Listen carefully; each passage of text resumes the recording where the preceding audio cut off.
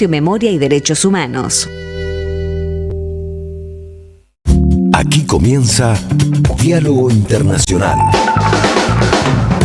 Atilio Borón y la cuestión latinoamericana en primera persona. Diálogo Internacional en AM530. Somos Radio.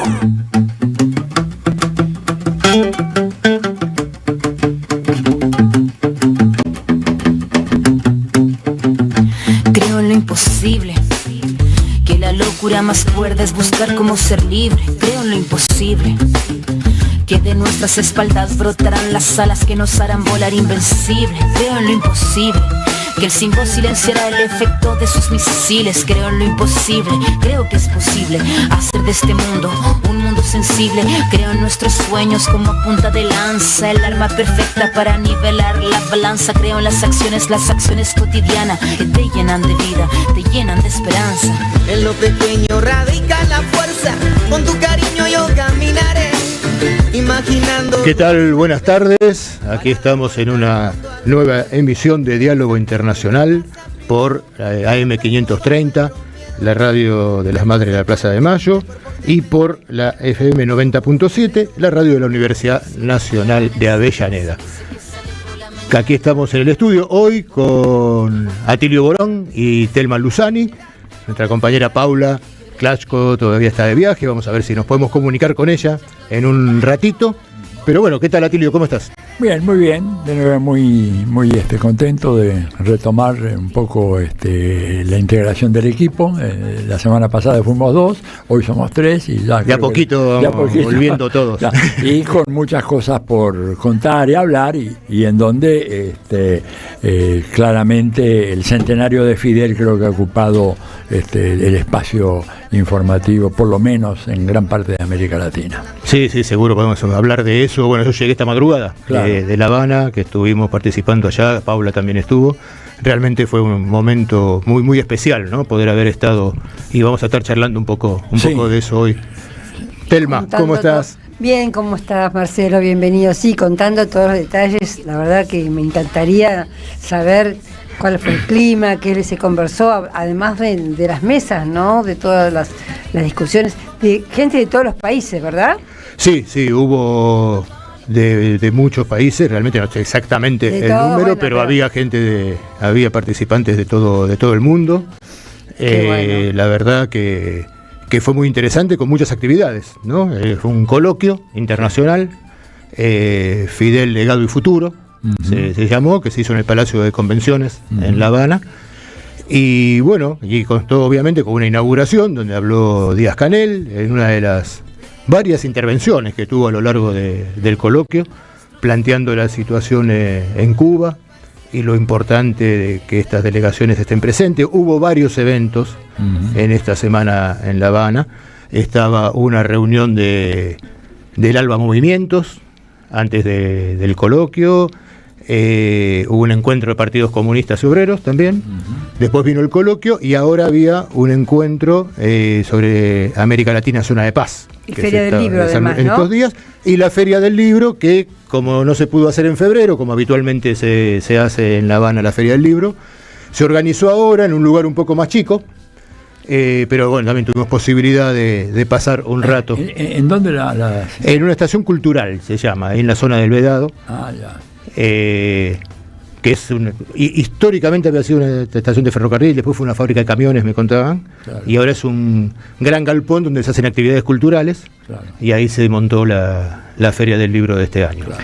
¿Y tu impresión con respecto a lo que vos ya sabías que está pasando en Cuba, tantas veces que lo hablamos acá en los distintos programas, al estar ahí en persona, cómo fue esa situación? Digamos, ¿lo viste peor? ¿Lo viste no tan grave? ¿Cómo? Sí, como sucede siempre, uno se hace una idea, sí, ¿no? De varias veces que pudo viajar a Cuba, etcétera, pero otra cosa es poder verlo ahí en directo, ¿no? Uh-huh.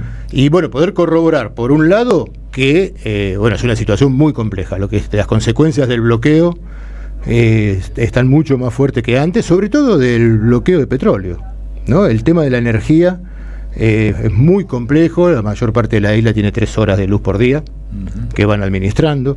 Esto trae como consecuencias, por ejemplo, que no se puede mantener la comida, ¿no? La comida que es fresca la tienen que conseguir en el día, directamente, ¿no? Y si no son enlatados, arroz, etcétera, la base de lo que se está viendo, que por ejemplo hay cerca de 28.000 operaciones postergadas, por un lado. Hay un plan de vacunación que ha quedado interrumpido. Entonces Díaz Canel mismo planteaba que hay poco más de 60.000 niños que están viendo interrumpido su plan de vacunación. Esto llevó a que en este momento se duplique la mortalidad infantil en La Habana, en Cuba, perdón, en Cuba, que sigue siendo un número muy bajo para el resto de América Latina, pero bueno, sabemos los estándares que había logrado Cuba en el tema de salud, ¿no? Los problemas para la recolección de los residuos que también suceden, ¿no?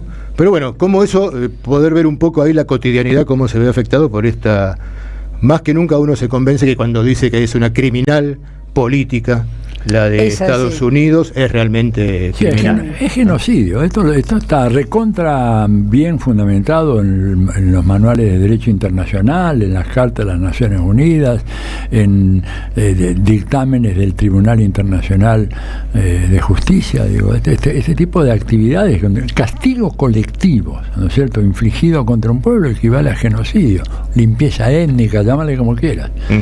Así es. A ver, me parece que ya está conectada Paula, ¿no? Hola Paula, ¿cómo estás? Acá Tilio, Telma, Marcelo, te saludamos. ¿Qué tal? Hola. Marte ¿Qué tal? Hola. ¿Qué pasó, Paula? ¿Estás ahí? Hola, Paula, te escuchamos. Hola. Sí. ¿Ahora sí? Ahora sí, ¿nos escuchás? Bueno. No te muevas, te muevas. No me muevo. Nada. Ahí está. Marce, te extraño. Y acá estamos, mirá, te puedo decir que pasamos de los 35 grados de ayer en La Habana a los 13 grados y lluvia de Buenos Aires, así que estamos... Ay, no, qué feo. No, qué feo. Yo estoy en el... No, acá hace un calorcito, bueno, a mí me encanta porque yo soy del verano, del calor, así que estoy chocha acá escapándole al frío de Buenos Aires. Acá estamos, pero bueno, los escuchaba a Marce describiendo la realidad, compañera Telmi, querida, Tilio.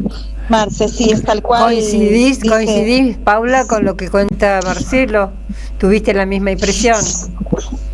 Sí, le agrego a lo que contaba Marce, creo que lo agarré un poquito pesadito, pero escuché, sí, agrego que el presidente, bueno, lo que decía recién Atilio, el presidente Díaz Canel, en todas las oportunidades que bueno, con Marce tuvimos el placer enorme de estar y escucharlo en vivo y en directo, estaban hablando, lo que decía recién Atilio, de genocidio, genocidio. No tenemos que usar eufemismos, porque acá hay un genocidio por goteo, lento, diferente, sin bombas, todo, como en Palestina, aunque antes de ayer, ya este señor de la guerra, Peter Hegseth, que está ahí en Panamá haciendo sus invasiones también silenciosas, ya dijo que también la opción militar está sobre la mesa y no la abandonan. Y no es chiste, porque recordamos que con Venezuela venían usando esas mismas palabras durante unos años hasta que finalmente lo hicieron.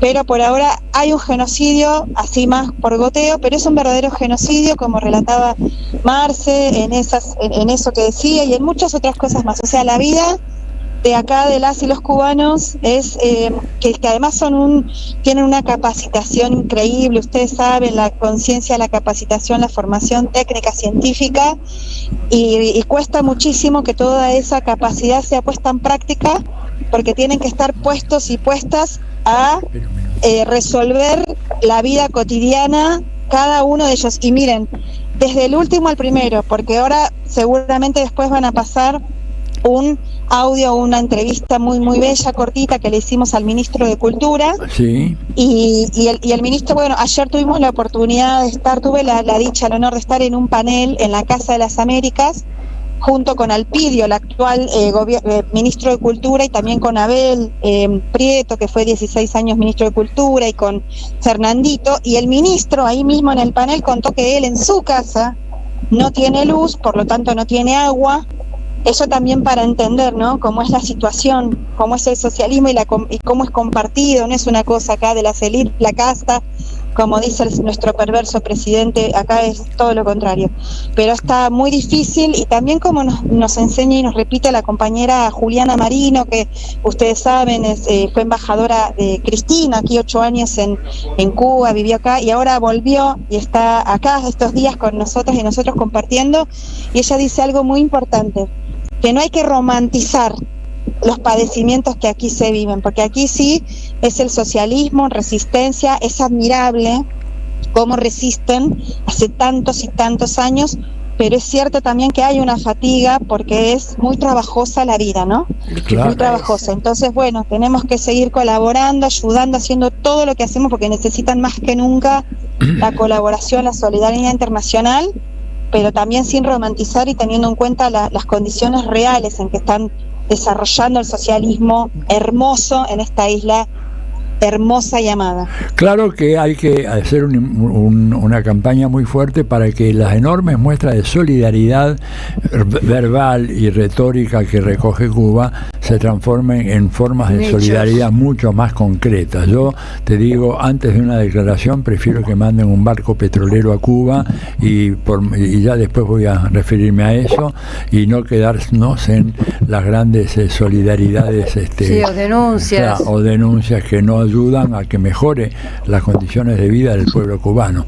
Bueno, muy bien, muy bien. Sí, sin duda que sería lo importante. Miren, yo que estuve en abril, porque yo tuve la suerte, después de no estar 32 años, que había venido en el 94, pleno periodo especial, así que para mí no es muy distinto ver la Cuba este año que como la conocí en pleno periodo especial en el 94, pero que vine en abril, que ya estaba el cerco petrolero, que ya estaba de situación difícil y grave. Ahora están con menos luz. Por ejemplo, en abril, ahora hay hoteles más cerrados porque se han ido hoteles. Por ejemplo, La Habana Vieja estaba iluminada en abril, ahora no. Entonces, igual es impresionante. No sé, te cuento también una mini anécdota.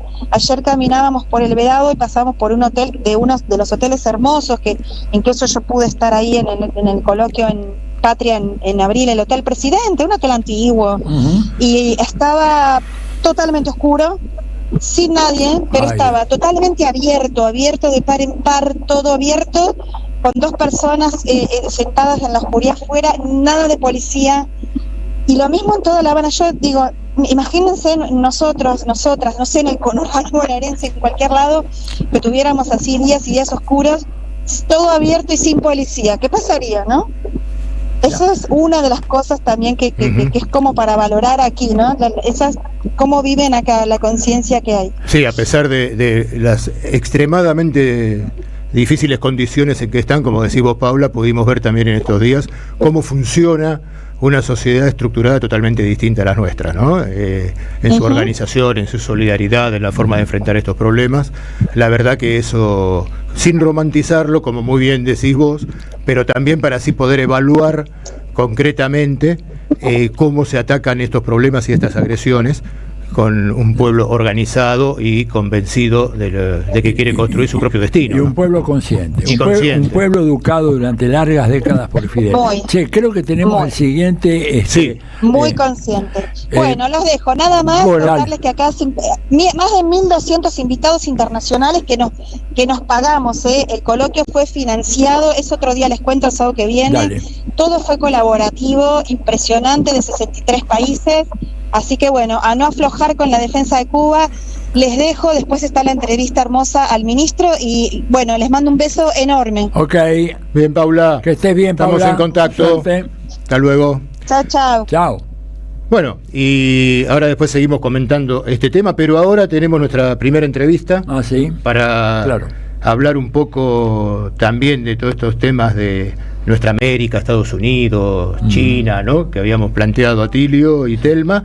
Y estamos comunicados ahora con Leandro Mongerfer, que es historiador, profesor de la UBA, investigador del CONICET, que ya está aquí Ahora lo estamos viendo. ¿Qué tal, Leandro? ¿Cómo estás? Atilio Borón, Telma Luzán y Marcelo Rodríguez, te saludamos. ¿Qué tal? ¿Qué tal? ¿Cómo están, Telma, Marcelo, Atilio y a Paula desde La Habana? ¿Cómo están? Un placer siempre. Qué gusto tenerte acá, Leandro. Bueno, fíjate vos qué cosa interesante. Nos veníamos hablando de Cuba y hablar de Cuba sin hablar de los Estados Unidos es una imposibilidad. Y vos sos uno de los expertos, ¿no es cierto?, más estudiosos sobre Estados Unidos.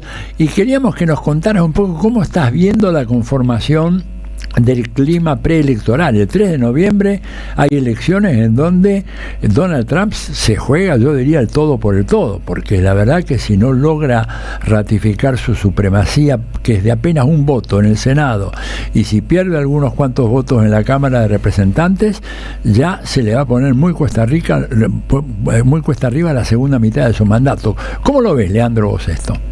Y antes que eso, un segundo, ahora 2 días después, ustedes estaban hablando recién de Fidel, ¿no? De hecho, hace 2 semanas con Atilio también estuvimos en un homenaje que le hicimos ahí en Río de Janeiro en el Congreso de Alas.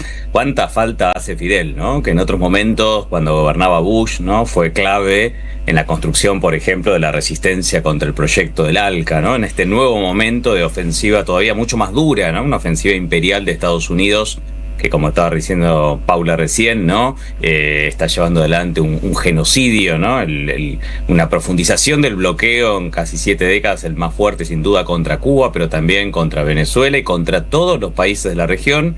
Tenemos esta elección clave, ahora vamos a hablar de esto, y tenemos una antes, el 4 de octubre, que es la elección de Brasil.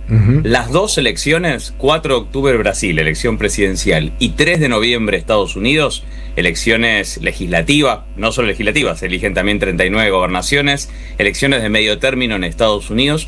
Creo que van a definir el futuro de Trump, el futuro de Marco Rubio y también el futuro de el peón de Trump y Marco Rubio en el cono sur, que es Milei, es decir, nuestro presidente en un momento de una crisis económica muy fuerte en Argentina, el momento de su peor imagen, está atado, ¿sí?, a la suerte del propio Trump. ¿Por qué son claves estas elecciones? Muy rápido el paneo general para el que no está siguiendo el tema.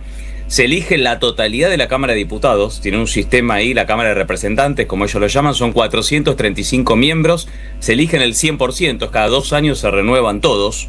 Hoy tiene una mayoría bastante exigua el Partido Republicano, el partido de Trump, o casi todas las encuestas indican que el Partido Demócrata, la oposición, va a ganar la mayoría de la Cámara de Representantes. Iba a ser por mayor cantidad, pero utilizan uno de los mecanismos, de los tantos que está utilizando Trump y el Partido Republicano para vulnerar digamos, el resultado de las elecciones, la voluntad popular, digámoslo, incluso en un sistema representativo, liberal, democrático, es un mecanismo de modificar, ¿sí?, las circunscripciones electorales, se llama en inglés gerrymandering, por lo cual en varios estados clave están recuperando, haciendo esta trampa, entre comillas, ¿no?, de rediseñar los mapas electorales, cosa que en cada estado lo hacen en general después de los censos cada 10 años, para que los demócratas no obtengan la mayoría que expresan los votos. Si es seguro que los demócratas van a sacar más votos que los republicanos, eso no necesariamente se traduce después en representaciones en las bancas. Esto es la Cámara de Diputados. La que está más difícil hoy, la mayoría es un poquito más amplia, Atilio, en la Cámara de Senadores, que es la Cámara clave, tienen 53 a 47. Tienen que dar vuelta a 4 bancas los demócratas. Es cierto que los republicanos están jugándose mucho más bancas. En el caso del Senado, como decía antes, 35 bancas son las que se van a renovar. Hay 6, sí, que son las que están más peleadas: Georgia, Carolina del Norte, Pensilvania, Michigan, Arizona y Nevada. Necesitarían arrebatarle los demócratas 4 de esas 6, está difícil, a los republicanos.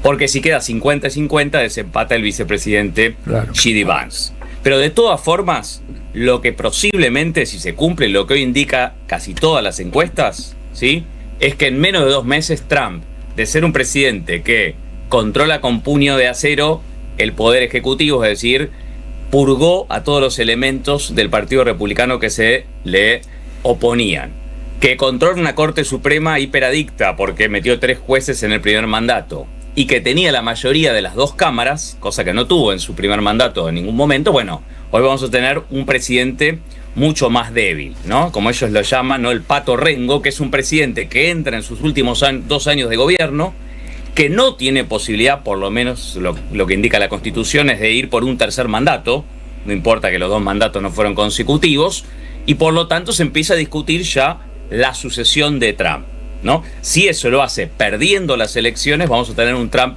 mucho más débil. Y eso, si va acompañado de un triunfo de Lula sobre Flavio Bolsonaro, que es el candidato de Trump, que está apoyando de todas las maneras posibles, incluso con sus peones en Sudamérica, en particular Milei, vamos a tener un eje, digamos, que hoy se muestra muy fuerte en la política hemisférica, muy agresiva, un poco más debilitado. Y eso nos va a dar fuerza también a nosotros en la Argentina y en otros países de la región para decir, hay alternativa. Esta política de imperialismo, Tutkurt, imperialismo con todas las letras, desembosado, ¿no? Donde ellos dicen, bueno, nosotros nos vamos a apropiar de las partes del planeta que querramos, donde lo tuvimos esta semana Lamelas diciendo, nosotros dirigimos cómo se explota vaca muerta o extorsionando empresarios argentinos simplemente por hacer negocios con empresas de origen chino, lo mismo que vimos en Panamá y en tantos otros países de la región, donde Trump diciendo ahora el estrecho de Hormuz va a ser parte del territorio norteamericano cuando terminemos de derrotar a Irán. Bueno, frente a eso, ¿sí? Si se consuman lo que indican las encuestas, el 4 de octubre en Brasil y el 3 de noviembre Trump sufre una derrota, vamos a ver una situación distinta en la región y eso me da un poco de esperanzas. Bueno. Leandro, Telma, ¿cómo estás? ¿Cómo estás, Telma? Bien, bien. Bueno, concretamente yo digo, pienso esto y te pregunto si es correcto o no. Pongamos que efectivamente las elecciones de noviembre pierde la Cámara de Diputados o la Cámara de Representantes, como le dicen ellos, y no así el Senado. ¿Es algo simbólico la debilidad de Donald Trump o realmente esto puede obstaculizar algo? Porque yo me imagino que los representantes demócratas que puedan ganar, no sé, y acá viene la pregunta, ¿son del tipo como el alcalde de Nueva York, un tipo progresista que puede realmente cambiar en algún sentido, o son demócratas que no hacen mucha diferencia con lo que piensan los republicanos? Bien, Telma, esa pregunta es la pregunta clave. Primero tenemos tres situaciones. Una, que ganen los republicanos, ¿no? Que las encuestas estén erradas, ¿no? Y ahí vamos a tener un Trump fortalecido. Recargado. La segunda, que pierdan una de las dos cámaras. Es la cámara que tiene la iniciativa, la de diputados o la de representantes, por ejemplo, ¿sí? Para hacerle un juicio político, un impeachment. Con la mitad más uno podés iniciar un impeachment, ¿no? Y de hecho el propio Trump le está diciendo a los senadores, a los republicanos que se le oponen, ojo, porque si ganan estos, van por mi cabeza. Ya sabemos que no va a avanzar el impeachment, como los dos anteriores contra Trump, porque después necesitas no solo la mayoría en la Cámara de Senadores, que puede conseguir también el Partido Demócrata, ¿sí? Sino que necesitas una mayoría especial de 60 de 100, o sea, no tienen los votos a menos que haya una fractura total en el Partido Republicano. Pero queda golpeado, queda más débil, va a tener dificultad para su agenda en todos los órdenes. Hoy tiene una guerra que no puede ganar. Está siendo utilizada la guerra, está haciendo los iraníes, ¿no? Esto ya lo hablaron muchas veces ustedes y lo hemos conversado, ¿no? Una guerra que es muy impopular en Estados Unidos y en todo el mundo, ¿no? Que empezó el 28 de febrero y a pesar de la asimetría militar, está empantanado el propio Trump, que provocó además aumento en los costos de vida, por lo tanto eso produce una caída muy fuerte en la imagen de Trump. Según las encuestas está en torno al 38-40% la aprobación, el rechazo más del 55%. Esta medición nos indica que está en su piso histórico de aprobación Trump, pero no necesariamente eso se traduce en votos. Recordemos que las elecciones no son de voto obligatorio, ¿no? Claro. Primera cosa, para contestar las dos que me decís, el Partido Republicano, si bien Trump logró purgar a muchos de los que se le resistían el partido, este martes sí hubo elecciones primarias. Se está viendo, el martes 4 hubo elecciones primarias y hubo un elemento interesante, ¿no? Que puede afectar a Trump, ¿sí? Hace pocos días, el 11 de julio, murió Lindsey Graham, un senador muy importante de Carolina del Sur, uno de los halcones que impulsaba la política exterior agresiva del presidente Trump, y hay que votar ahora su reemplazo. Hubo la interna este martes, hace 5 días, ¿sí? Trump postuló a la hermana, ¿sí? La senadora Darlene Graham, como senadora designada para reemplazar a su hermano, y la novedad es que va a haber un balotaje en esa interna del Partido Republicano el 25 de agosto. O sea, ni siquiera portando el apellido de este senador tan ultra y con toda la furia del apoyo de Trump, ¿sí? Lograron evitar el balotaje. Entonces emergen voces, y sin ni hablar si Trump pierde, ¿no? De crítica a Trump dentro del Partido Republicano. Pero lo más interesante es lo otro que preguntaste, Telma, que es el Partido Demócrata. El Partido Demócrata está en un proceso de debate interno muy interesante. Discutimos en noviembre pasado cuando el alcalde Mamdani de Nueva York, ¿no?, que arrancó el año pasado con menos del 1% de intención de voto, que enfrentó a todo el establishment del partido con el apoyo de Bernie Sanders y Alexandria Ocasio-Cortez, ¿sí?, que Trump terminó apoyando al candidato demócrata, ¿sí?, que fue por afuera, Andrew Cuomo, ¿no?, para tratar de derrotarlo. No solo que ganó, sino que está siendo muy popular.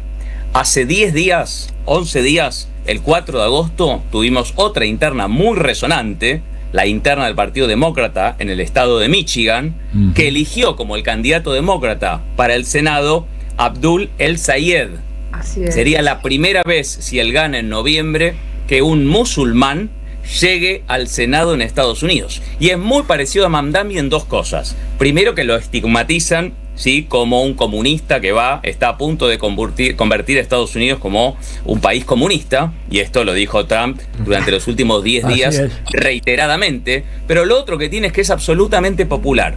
Enfrentó a todo el establishment del partido, enfrentó al lobby pro-israelí que él denunció. Pusieron $52 millones grupos recaudadores de fuera del Estado para tratar de que gane el candidato del establishment demócrata, y así todo, por un margen no muy grande, pero así todo logró ganar y ser el candidato. Y él está hablando de cosas muy parecidas a la de Mamdani.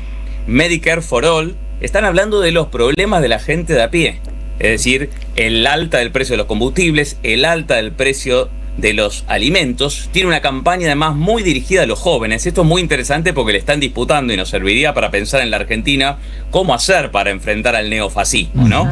Y hay que correrse al centro y decir, esperemos que caigan solos ellos y nosotros no digamos nada. Es decir, por ejemplo, en la Argentina, que se junte todo el voto anti-Milei, o lo que hay que hacer es empezar a hablar de los problemas que sufre la enorme mayoría de la población, que son el tema de salud, la crisis habitacional, la crisis del endeudamiento de los jóvenes, el aumento del precio del transporte, el aumento del precio de la comida. De eso hablan las propuestas del alcalde de Nueva York. Bueno, esa es parte de la campaña de este otro representante de los socialistas democráticos. Es el grupo de Bernie Sanders.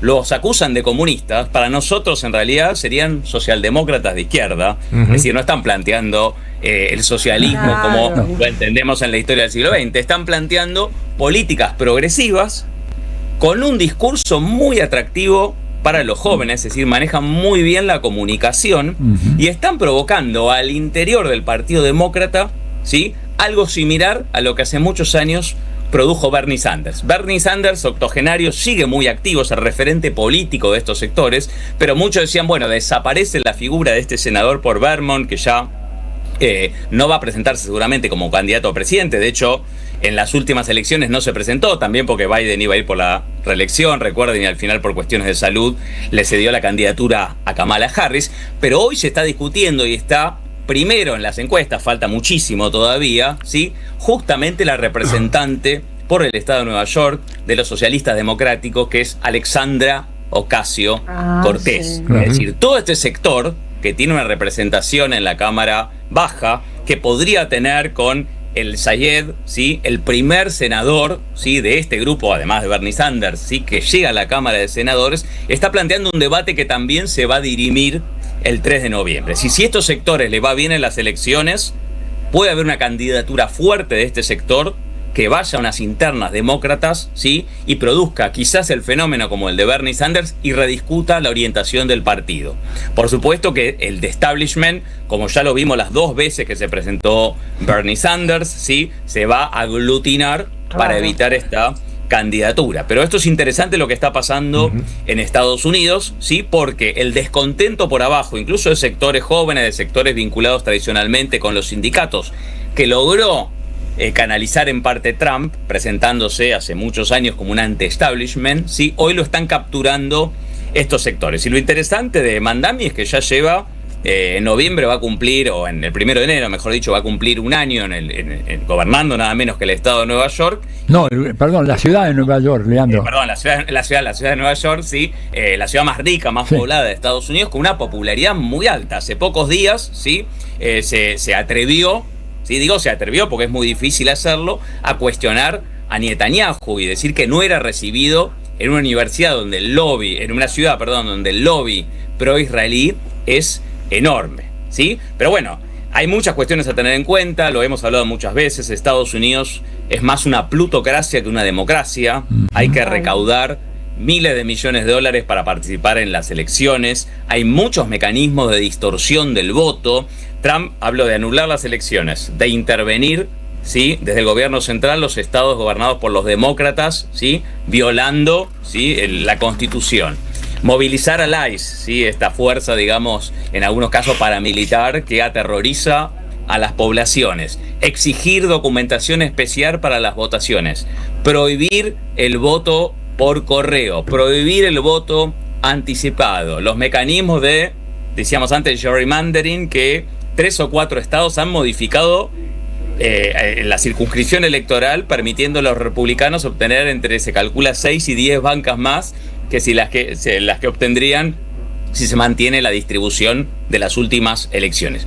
Si todo, a pesar de todo esto, Trump es golpeado el 3 de noviembre, es probable que no reconozca esa derrota, ¿no? Porque sigue diciendo él que ganó las elecciones del 2020, a pesar de que perdió por 7 millones de votos contra Biden en esa ocasión. Él lo sigue diciendo. Logró esta semana aprobar como representante de la justicia a su ex abogado privado particular, ¿no? Esa idea de un Estado, digamos, gobernado y atendido por sus dueños, sin mediaciones, sin mantener las formas. Veremos cómo se da, si efectivamente, como dicen las encuestas, el 3 de noviembre tenemos un gobierno que pierde el control del Congreso como lo tenía hasta ahora. Yo creo que eso además va a impactar, si Trump queda debilitado, va a debilitar esta política tan agresiva, esta política imperialista que viene siendo el propio Donald Trump y Marco Rubio hacia toda la región. Bueno, pues completísimo el panorama, sí, Leandro. No sé si los compañeros tienen alguna pregunta para hacer o algo, pero no, yo solo te quería preguntar una cosita. Este sector socialdemócrata dentro del Partido Demócrata, más allá de en la campaña electoral intervenir con los problemas internos, ¿también se está diferenciando sobre política exterior y está dando ese debate sobre lo que está llevando adelante Trump? Sí, esto es muy interesante también, por ejemplo, con el tema Cuba, muchos de ellos, ¿sí?, se han expresado en contra del bloqueo. Hay muchos de ellos, también está pasando el movimiento MAGA, ¿no?, que están cuestionando muy fuertemente, ¿sí?, la política de agresión contra Irán. Es decir, dicen, no está dirigiendo el gobierno de Estados Unidos su política exterior, sino que la está dirigiendo Netanyahu, ¿no? Y esto en Estados Unidos es muy difícil de decir. Pensemos que ahora Marco Rubio, el secretario de Estado y uno de los dos candidatos a suceder a Trump, dijo, le vamos a negar la visa para ingresar a Estados Unidos a cualquier persona que critique el Estado de Israel. Acaba de perder esta misma semana Trump, ¿sí?, el juicio que había hecho contra Harvard para quitarle fondos, supuestamente por tener políticas de discriminación contra la comunidad judía, ¿no? Cuando en realidad, ¿sí?, lo que se critica son las políticas de Netanyahu. Que en la plataforma el senador, el precandidato, ahora candidato senador Abdul El Sayed, critique, ¿sí?, el lobby israelí, que fue uno de los que logró recaudar 52 millones de dólares solo para una elección interna de un escaño de un estado, ¿sí? Es algo que me parece impresionante. Uno podría acá, digamos, dicho así rápidamente, trosquearla y decir, no, bueno, no rompen con todo, están dando la pelea al interior del Partido Demócrata, otra vez el Partido Demócrata les va a capturar, digamos, le va a ganar la elección interna como perdió Bernie Sanders. Eso es una buena discusión que hay, si la pelea hay que darla por adentro o por afuera, pero lo cierto es que están siendo muy críticos de la política en Medio Oriente del propio Trump, muy críticos, muchos de ellos, de la política hacia América Latina, ¿no?, esta política de genocidio contra Cuba. Muchos de ellos se han manifestado contra el secuestro de Nicolás Maduro en distintos tonos, pero no son personajes marginales de la política, sino que son diputados, ahora candidatos a senadores, y el alcalde de la ciudad más rica, más importante, más famosa de Estados Unidos. A mí me parece que no es un dato menor. Bueno, perfecto. Muchísimas gracias, Leandro. Muy bueno todo tu análisis. Y bueno, te agradecemos mucho por esta participación nuevamente en Diálogo Internacional. Muchísimas gracias. Marcelo, Telma. Quiero agregar una cosa. No, nada, que Leandro es historiador y quería recomendar uno de tus libros que es maravilloso, que es Nuestra América frente a la doctrina Monroe. Sí, claro. 200 años de disputa. Así que nada, para nuestros oyentes. Un excelente libro, excelente libro. Así que es un libro colectivo en el cual también Atilio ahí escribe, que coordinamos con Gaby Merino, y como siempre lo pueden descargar gratis en la página web de Claxon. Muchas gracias, un abrazo. Gracias. Abrazo, Leandro. Chao. Bueno, hablábamos con Leandro Morgenfeld, como decíamos, historiador, y como decía Telma, autor de Nuestra América frente a la doctrina Monroe, 200 años de disputa, un libro altamente recomendable. Bueno, y antes de ir a la tanda, vamos a avisar el sorteo del libro que tenemos para sortear el día de hoy, que se trata de Calentamiento Global, un cambio climático anunciado, de Tristán Simanauskas. Calentamiento Global, un cambio climático anunciado, de Tristán Simanauskas, es el libro que tenemos para sortear. Quienes quieran participar por el sorteo nos envían un mensaje por WhatsApp de texto, les pedimos, al 11 3200 0530, y quien sea el ganador o la ganadora del libro lo va a poder pasar a retirar a partir del día martes por Librería Badaraco, Avenida Entre Ríos 921. Así que bueno, saludando en la operación técnica a Gabriela Gugliaro, gracias Gabriel, a Leandro Deza en la producción y coordinación, y por la Universidad Nacional de Avellaneda, la compañera Noelia Giorgi y a Rodolfo Amaui. Vamos a una tanda en Diálogo Internacional. Diálogo Internacional. Atilio Borón y un gran equipo analizan la cuestión latinoamericana en primera persona. Diálogo Internacional. Los sábados a las 18 en AM530. Somos Radio. Prendida a la magia de los caminos, hay una radio que nunca se apaga.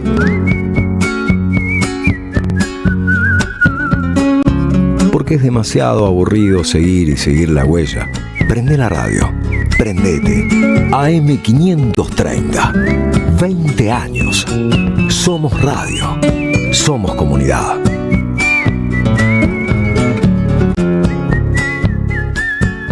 El destino de tus vacaciones está en Turismo Cabal. Viví los momentos que querés, con viajes armados a tu medida, con las mejores ofertas y los paquetes que buscas, con más de 35 años de experiencia.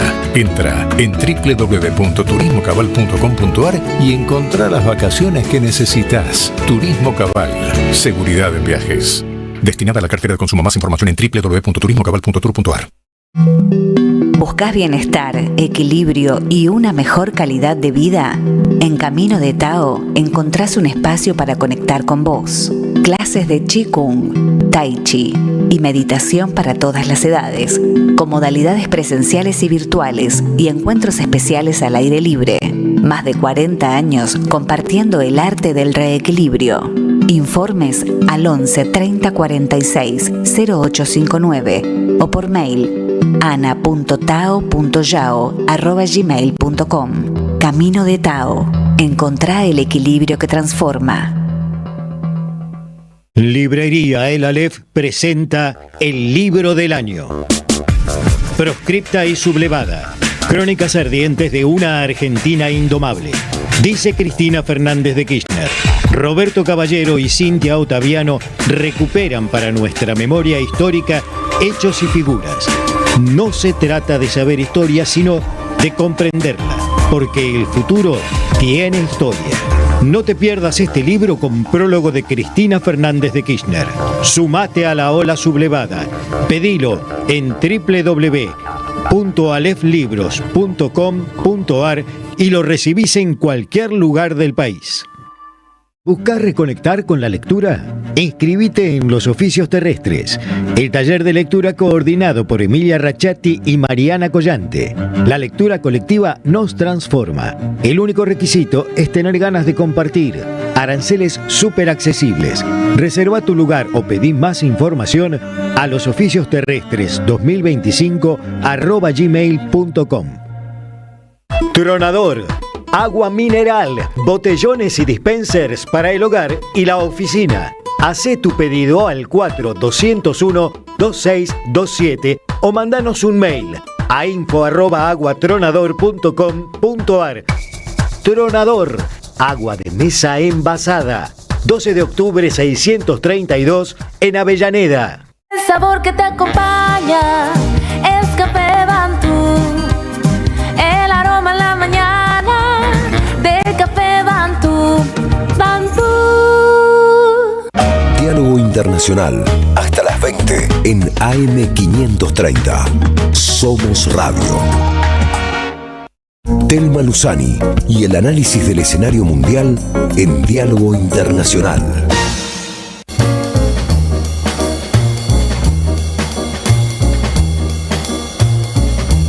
Bueno, seguimos en Diálogo Internacional y bueno, y ahora vamos a continuar con la columna de Thelma Luzani, que nos va a hablar del Acuerdo Conjunto Defensa de la Meca. Thelma, contanos. Así es, tiene un título un poco difícil, pero Ajá.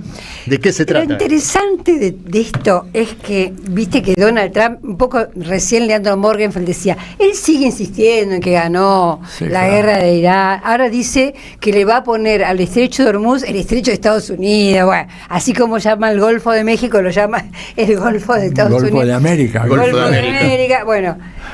Pero lo interesante es que justamente dentro de esto que estoy diciendo, está este acuerdo, hay una clara metamorfosis en Oriente Medio, una clara metamorfosis de ese mundo que yo creo que disparó todo el cambio, justamente esa guerra del 28 de febrero de Israel y Estados Unidos en forma unilateral contra Irán. En primer lugar porque mató a nada más y nada menos que al líder supremo, Ali Khamenei. Lo sucede su hijo, que es un poco más duro que Ali Khamenei, y este nuevo liderazgo, sumado a los funerales, que nosotros ya lo hemos comentado acá, fueron impresionantes. Multitudinarios. Se habla de 45 millones de personas durante varios días, con un respaldo absoluto, porque digamos, un pueblo tan creyente, no estaban solamente los creyentes, también estaban todos los iraníes que por ahí no tienen una adhesión absoluta al Islam, pero fue un respaldo bien claro a este liderazgo, a este nuevo liderazgo que es el hijo de Ali Khamenei.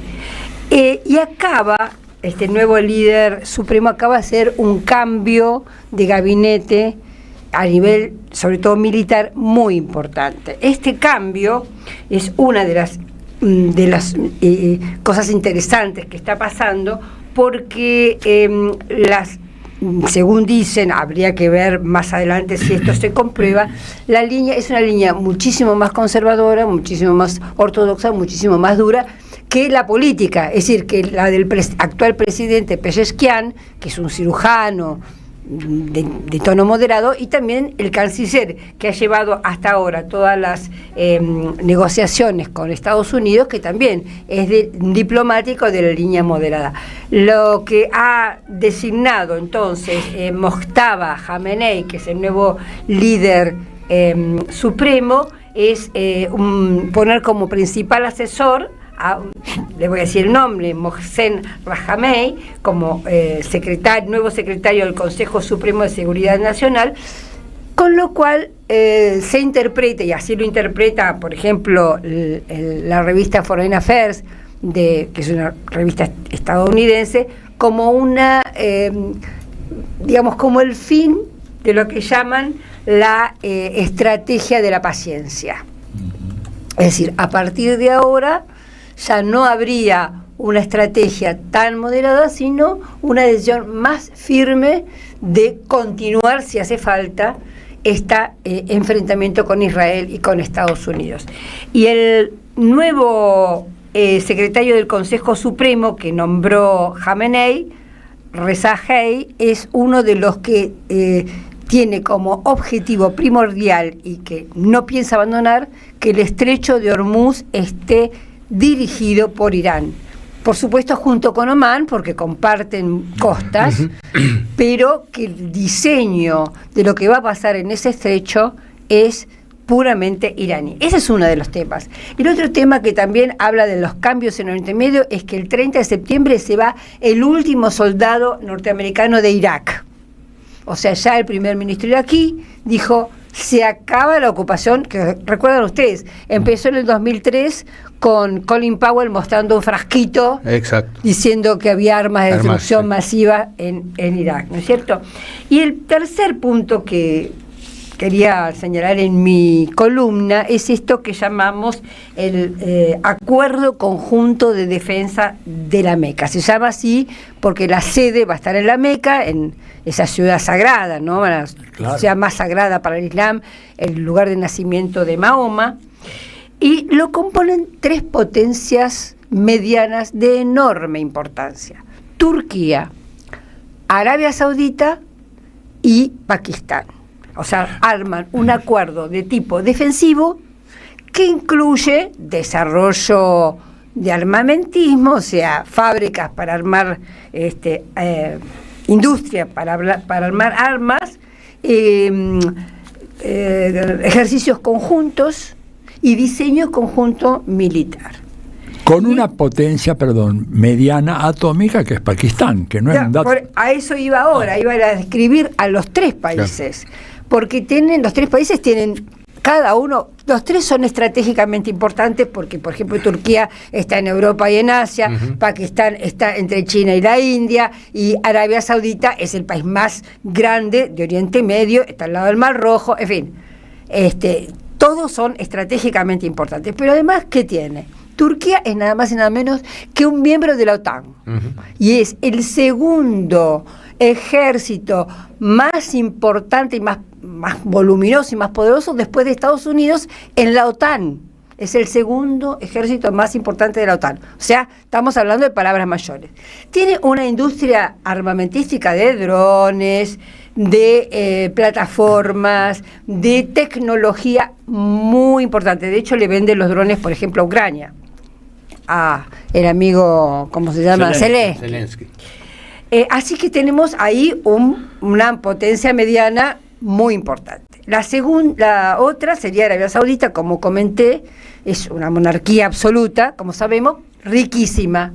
Tiene el ejército, uno de los ejércitos mejor financiados del mundo. Mucho dinero para poner, por ejemplo, en fabricación de armas. Y la tercera, como decía Satilio, digo 1, 2 y 3, no por orden de importancia, digo pensando de Occidente a Oriente. Y la otra es Pakistán, que efectivamente hay 9 países que tienen poderío nuclear en el mundo, solo 9 países. Pakistán es uno, se calcula 170 ojivas nucleares. Entonces, fíjense ustedes lo poderoso que es esta alianza, ¿no? Por las características de lo que estoy comentando. Y lo interesante también es pensar por qué. Yo, escribí una nota que sale mañana en el Destape y un poco especulo de qué peso puede tener esto, y me parece que es importante porque son países que sobre todo Arabia Saudita, que de alguna manera es comprador de armas a Estados Unidos, depende de Estados Unidos para su protección, y un poco lo que está terminando lo que está cambiando es esto. Son países que están empezando a decir, bueno, si Estados Unidos pierde terreno, si Estados Unidos pierde dominación en Oriente Medio, si se va retirando ese vacío de poder, ¿quién lo llena? Bueno, lo llenamos nosotros con nuestra una alianza, digamos, de potencias medianas que podrían llegar a armar cierto equilibrio de poder en Oriente Medio. Se habla de una posible inclusión más adelante, por supuesto, si todo va bien y si esto funciona, pues puede no funcionar, de Egipto, que es un país poderoso, e Irán. Con lo cual estos 5 serían una cosa realmente fabulosa. Irán sería el único país chiita de este complejo, pero además tenemos que algunos de estos países, como el caso de Egipto, como el caso de Irán, como el caso de Arabia Saudita más o menos, son países que son parte de los BRICS. Turquía pidió incluirse en los BRICS. Entonces estamos viendo que realmente se trata de una transformación muy interesante. Y de alguna manera yo creo que está haciendo mella o está teniendo efecto algo que Irán empezó a decir bastante insistentemente a partir del 28 de febrero. El 28 de febrero, con el ataque de Estados Unidos e Israel a Irán, Irán tomó represalia como bombardeando, atacando no a los países vecinos, sino a las bases norteamericanas que estaban en esos países vecinos, en Qatar, en Bahrein, en Jordania, etcétera. No atacaba a los países, sino a las bases militares.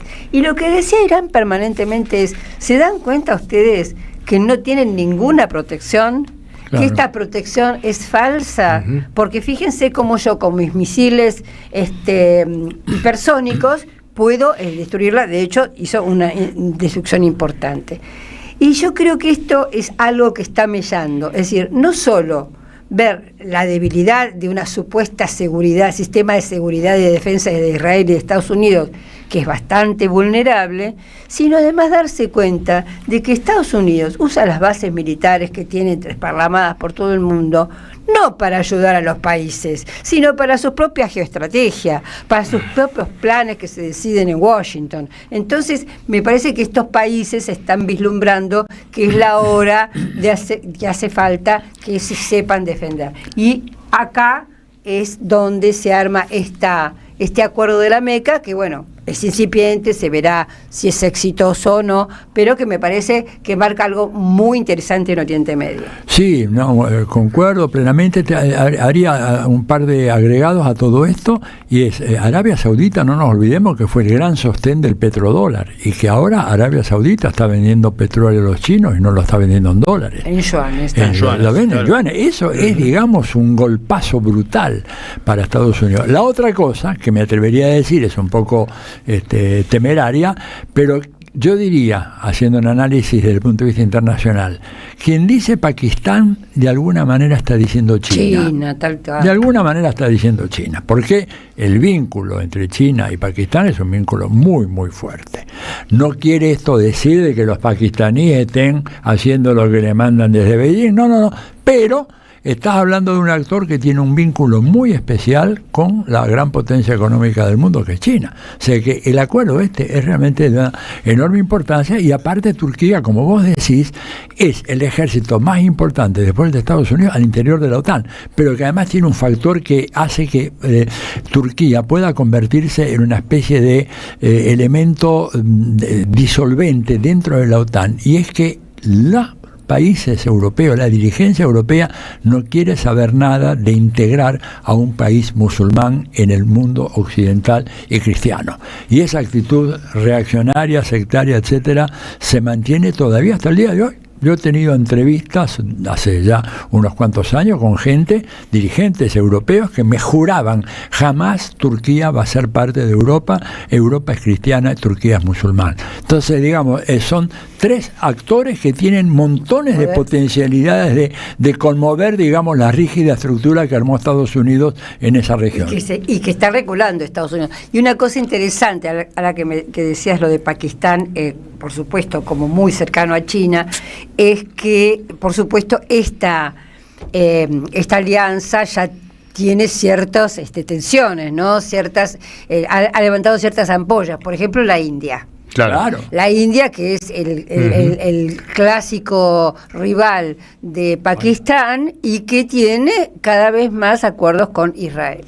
Porque hay que recordar que el otro país nuclear en esa región es Israel, por supuesto. Sí. Y lo que este acuerdo de la Meca puede hacer es justamente levantar una sombra sobre este plan de Israel de coopar todo. Sí, y en relación a lo que decías antes del cambio en Irán, hay una cosa que también hay que agregar, que yo suscribo totalmente, agregaría, pero que el hijo de Jamenei no cree, como creía el padre, de que Irán no debía fabricar armas nucleares. El hijo cree, efectivamente, y creo que en este caso él tiene razón, de que un Irán con armamento nuclear no sería atacado como lo hicieron hasta ahora Irán y Estados Unidos. Hay que dejarse de romanticismos políticos. ¿Vos querés que no te ataquen? Bueno, ahí el compañero Kim Jong-un en Corea del Norte te lo dice como sea. ¿Por qué no le atacan a Kim Jong-un con las ganas que le tienen? Porque el tipo tiene la botonera nuclear y se acabó la discusión.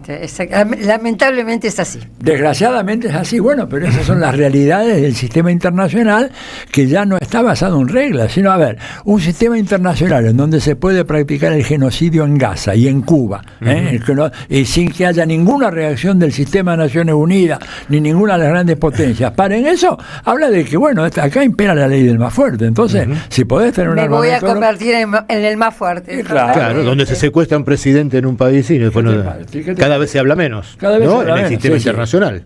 Es así. Es otro problema. Bueno, en fin, no sé cómo estamos de tiempo. Estamos perfecto, perfecto. Bueno, pero bueno, vamos a aprovechar, vamos a una tanda y enseguida volvemos con Diálogo Internacional. Diálogo Internacional. Atilio Borón y un gran equipo analizan la cuestión latinoamericana en primera persona. Diálogo Internacional. Los sábados a las 18 en AM530. Somos Radio. La comunidad 530 ya es una realidad y necesitamos que siga creciendo. Tu suscripción es imprescindible para que esto sea posible. Sumate a la comunidad 530. Tendrás la posibilidad de recibir entradas de teatro, recitales, invitaciones a charlas y descuentos en productos y comercios. Bancá a la 530. La radio de las madres te necesita. Si tenés dudas, escribinos 11 64 19 16 50 o envíanos un correo info@am530somosradio.com. Tronador, agua mineral, botellones y dispensers para el hogar y la oficina. Hacé tu pedido al 4201-2627 o mandanos un mail a info@aguatronador.com.ar. Tronador, agua de mesa envasada. 12 de octubre 632 en Avellaneda. ¿Viste que hay canciones que apenas las escuchás, sabés que te representan? Eran los 60, los años polenta. Canciones Rescatadas es un viaje al Ditela, al Café Concert, a una época que supo cambiar con su música, su humor y su poesía, la cultura argentina. Exportemos animales y tendremos un país sin tantos trastornos sociales ni problemas de raíz. Laura Mancini las vuelve a poner en escena en su espectáculo Con una mirada de hoy. Domingos de agosto, 19 horas, Paseo La Plaza. Acordate, Laura Mancini en Canciones Rescatadas. Entradas en PlateaNet. Yerba mate La Buena. Conserva el aroma y sus propiedades de origen. Libre de gluten, buena calidad y buen precio. Toma mate y seguí escuchando la 530 con Yerba Mate La Buena. Tu compañía de vida y buenos momentos. Te esperamos en el Centro Cultural de la Cooperación Floreal Gorini para disfrutar de teatro, danza, música, espectáculos para las infancias, conferencias y presentaciones. Podés compartir un rico café o leer un buen libro en la calidez de nuestra planta baja. Recorre nuestra agenda en www.centrocultural.coop y seguinos en las redes sociales. Comprando las entradas con tarjeta Cabal Crédito o Débito accedes a un 50% de descuento. Centro Cultural de la Cooperación Floreal Gorini, Avenida Corrientes 1543, Ciudad de Buenos Aires. Una experiencia cultural y cooperativa.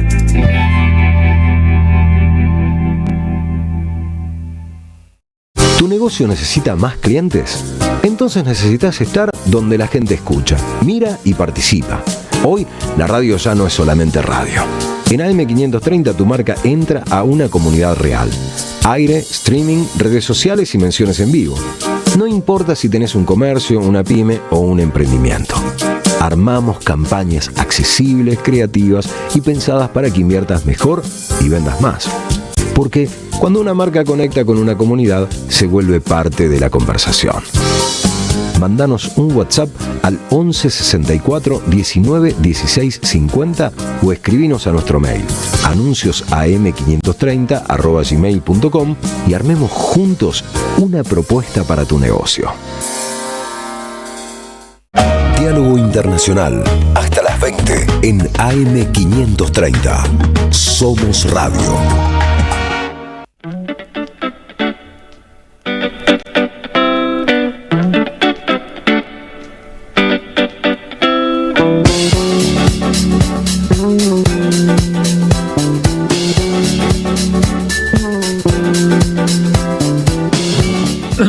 Seguimos en Diálogo Internacional. No lo habíamos dicho al principio, pero ya estamos en el programa 190. ¡Opa! A 10 programas. Tenemos que festejar. Del bicentenario. El bicentenario.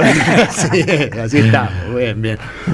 Bueno, uno de los ejes centrales esta semana, Atilio, Telma, como estábamos hablando al inicio del programa, es que el 13 de agosto se cumplió el centenario del nacimiento de Fidel Castro. Así es.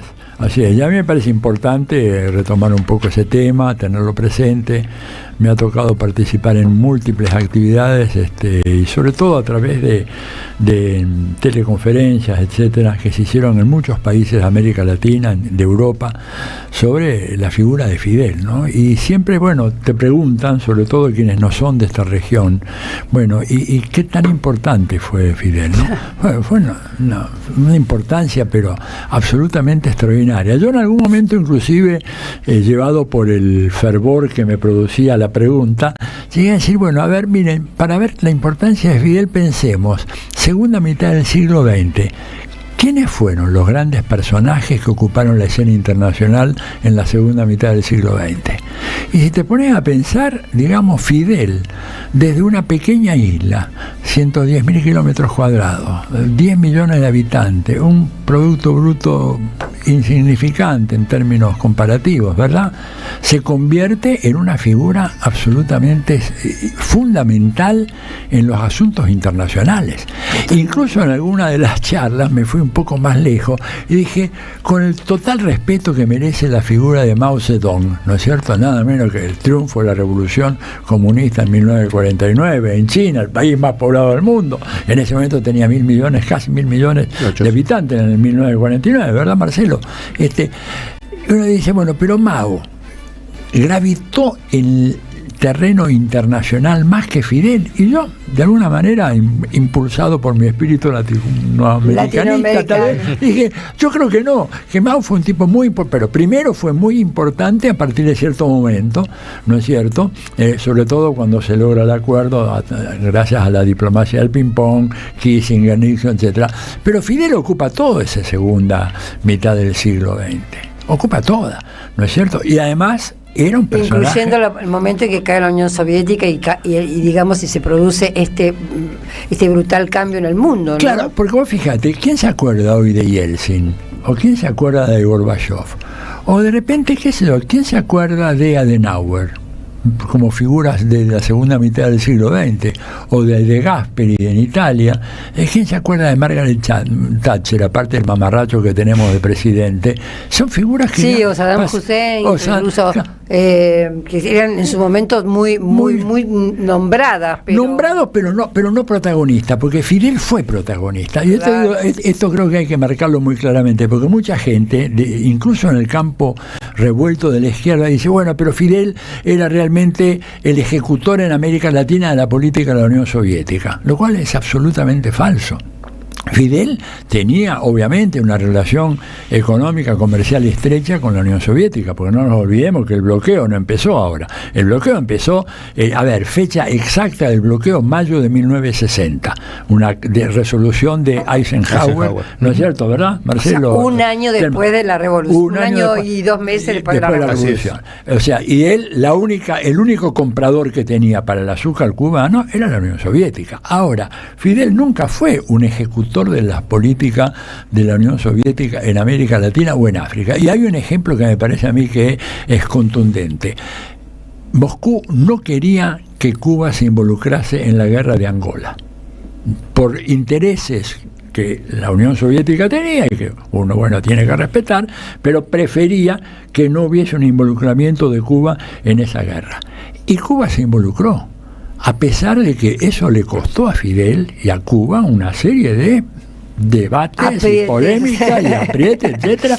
Entre otras cosas, se le negó a Cuba los aviones que permitieran llegar desde La Habana hasta Angola, hasta Luanda, pero no contaban con el genio de Fidel, porque Fidel, ante esa realidad, ¿verdad?, teniendo que moverse con esos aviones viejos, los Britannia, que eran aviones ya de la Segunda Guerra Mundial, poco después, ¿no es cierto?, se las ingenió para lograr que llegaran esos aviones desde La Habana hasta Luanda. ¿Cómo? Bueno, Fidel se reunió durante varios días con ingenieros aeronáuticos, etcétera, y él propuso, los ingenieros se querían matar, pero el viejo insistió, dijo, hay que poner 2 tanques suplementarios al interior de la cabina del avión. Vos sabés lo que es eso. Y al mismo tiempo, el avión no llevar alimentos, sino llevar municiones y armas de guerra. Dijeron, pero comandante, si no llevamos alimentos... y bueno, y me cuentan que en esas conversaciones, Fidel dijo, ¿cómo? ¿No hay gente allá? Incluso fue más lejos, hizo esta afirmación. ¿No hay negros en Cuba? ¿No hay negros en Angola? Hay. ¿Y no hay negros en Cuba? O sea, entonces va a haber comida para todos, porque los negros se van a arreglar para hacer llegar comida a los negros cubanos. Textual. ¿Te das cuenta? Y fíjate vos que durante años esos avioncitos, ¿verdad?, iban y venían de Angola, de La Habana a Angola, y de vuelta no se le cayó ninguno. Es claramente un milagro. Solo Fidel puede hacer una cosa así y hacer que la gente además se suba a un avión, eso, que podía ser un ataúd volante, ¿te das cuenta? Claro, bueno, claro. Entonces, sí, ese poder de disuasión, ¿viste? De convencimiento. Impresionante. De una seducción también, ¿no? No, y además un tipo, digamos, con un pensamiento, digamos, una rigurosidad fenomenal, porque no había ángulo que se le escapara a Fidel nunca. Claro. Mirabas de acá, mirabas de allá, de arriba, de abajo, del costado. Todo. Tenía todo calculado. Y él, digamos, por eso, la idea de que Cuba era simplemente un apéndice de Moscú, no, Cuba, un país que era un pequeño país que fue capaz de hacer una política exterior de gran potencia. Y eso, digamos, realmente me parece una lección para nuestros países de América Latina, que a veces reclaman ser grandes potencias en el terreno internacional, pero que no tienen la osadía o la audacia o la fuerza la determinación. Claro, yo te digo un caso muy, muy importante, el caso de Brasil. Lula vive diciendo que Brasil tiene que ocupar un papel más importante en la escena mundial, y yo creo que tiene razón, pero para eso Tienes que cambiar Itamaraty. Tenés que cambiar Itamaraty y tenés que estar menos negociador, claro, al estilo Itamaraty, ¿no? Claro, y tenés que además tener la audacia de que si Trump te dice no quiero que hagas tal cosa, vos la haces igual.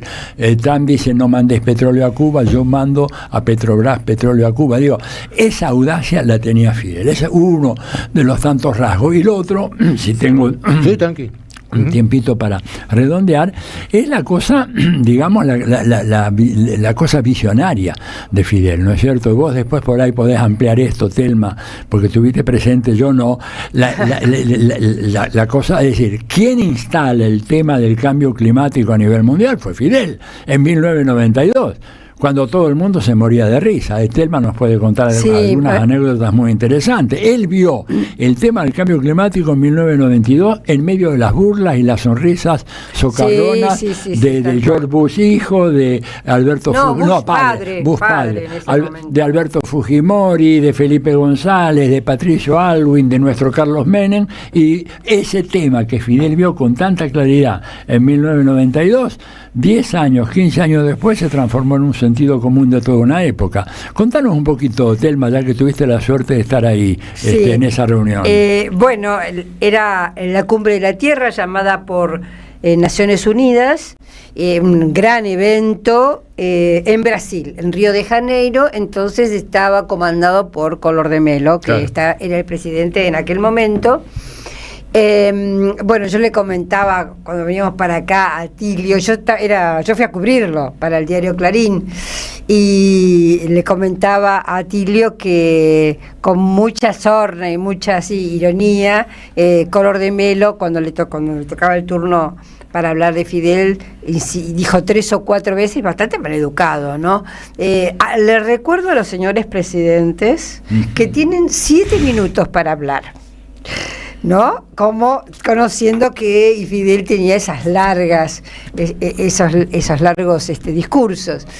Bueno, aparece Fidel, imponente como era él, vestido de traje, vestido de civil, sí, no de verde oliva, como solía, y leyó, no improvisó, y duró 6 minutos y monedas. O sea, los dejó a todos, estaba George Bush padre, como comentaba Atilio, el estallido de aplausos que hubo en ese recinto y en todos los recintos vecinos, porque había pantalla donde se mostraba lo que estaba diciendo Fidel, fue una cosa, te digo, conmovedora, porque yo creo que vos sabés que los aplausos duraron tanto como el discurso. Como el discurso.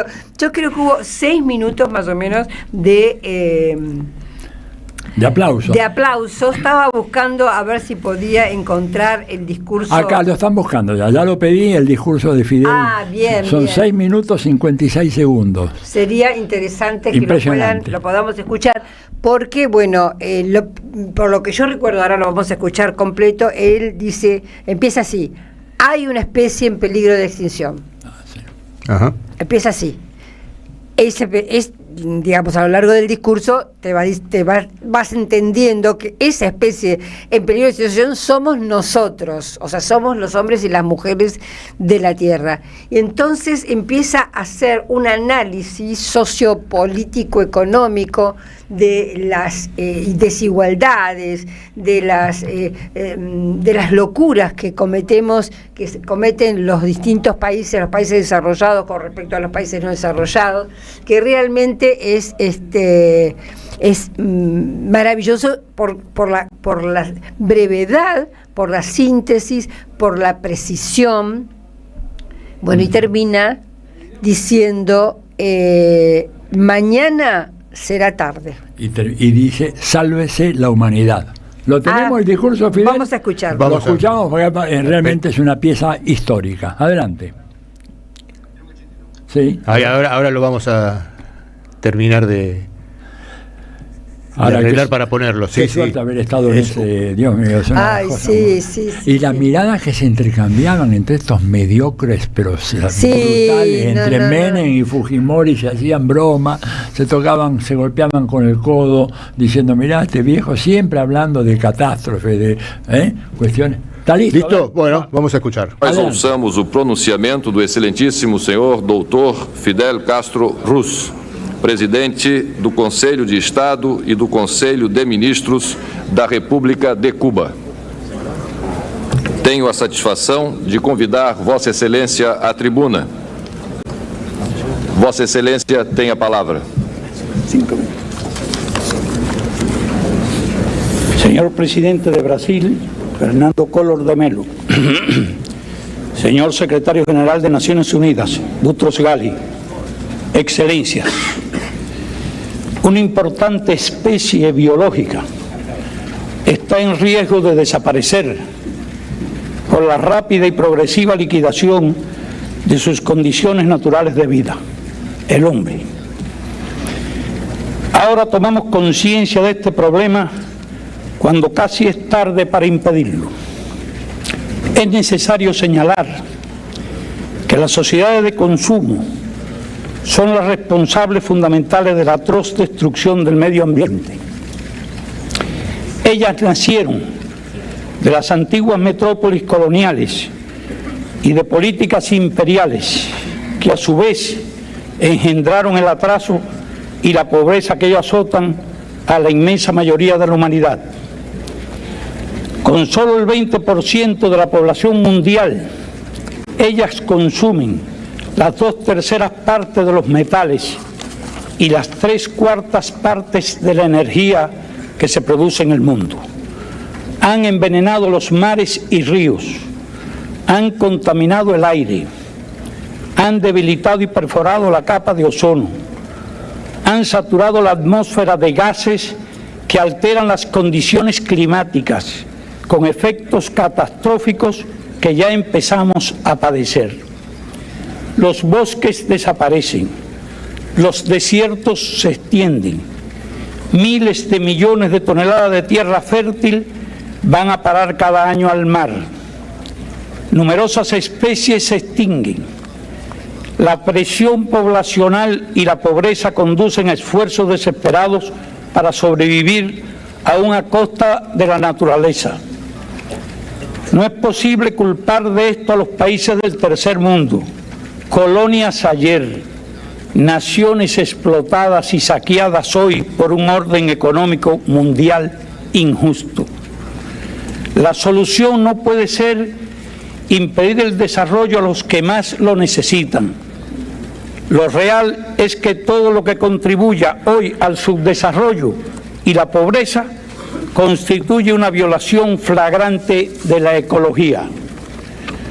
Decenas de millones de hombres, mujeres y niños mueren cada año en el tercer mundo a consecuencia de esto, más que en cada una de las 2 guerras mundiales. El intercambio desigual, el proteccionismo y la deuda externa agreden la ecología y propician la destrucción del medio ambiente. Si se quiere salvar a la humanidad de esa autodestrucción, hay que distribuir mejor las riquezas y las tecnologías disponibles en el planeta. Menos lujo y menos despilfarro en unos pocos países para que haya menos pobreza y menos hambre en gran parte de la tierra. No más transferencias al tercer mundo de estilos de vida y hábitos de consumo que arruinan el medio ambiente. Hágase más racional la vida humana. Aplíquese un orden económico internacional justo. Utilícese toda la ciencia necesaria para el desarrollo sostenido sin contaminación. Páguese la deuda ecológica y no la deuda externa. Desaparezca el hambre y no el hombre. Cuando las supuestas amenazas del comunismo han desaparecido y no quedan ya pretextos para guerras frías, carreras armamentistas y gastos militares, ¿qué es lo que impide dedicar de inmediato esos recursos a promover el desarrollo del tercer mundo y combatir la amenaza de destrucción ecológica del planeta? Cesen los egoísmos, cesen los hegemonismos, cesen la insensibilidad, la irresponsabilidad y el engaño. Mañana será demasiado tarde para hacer lo que debimos haber hecho hace mucho tiempo. Gracias.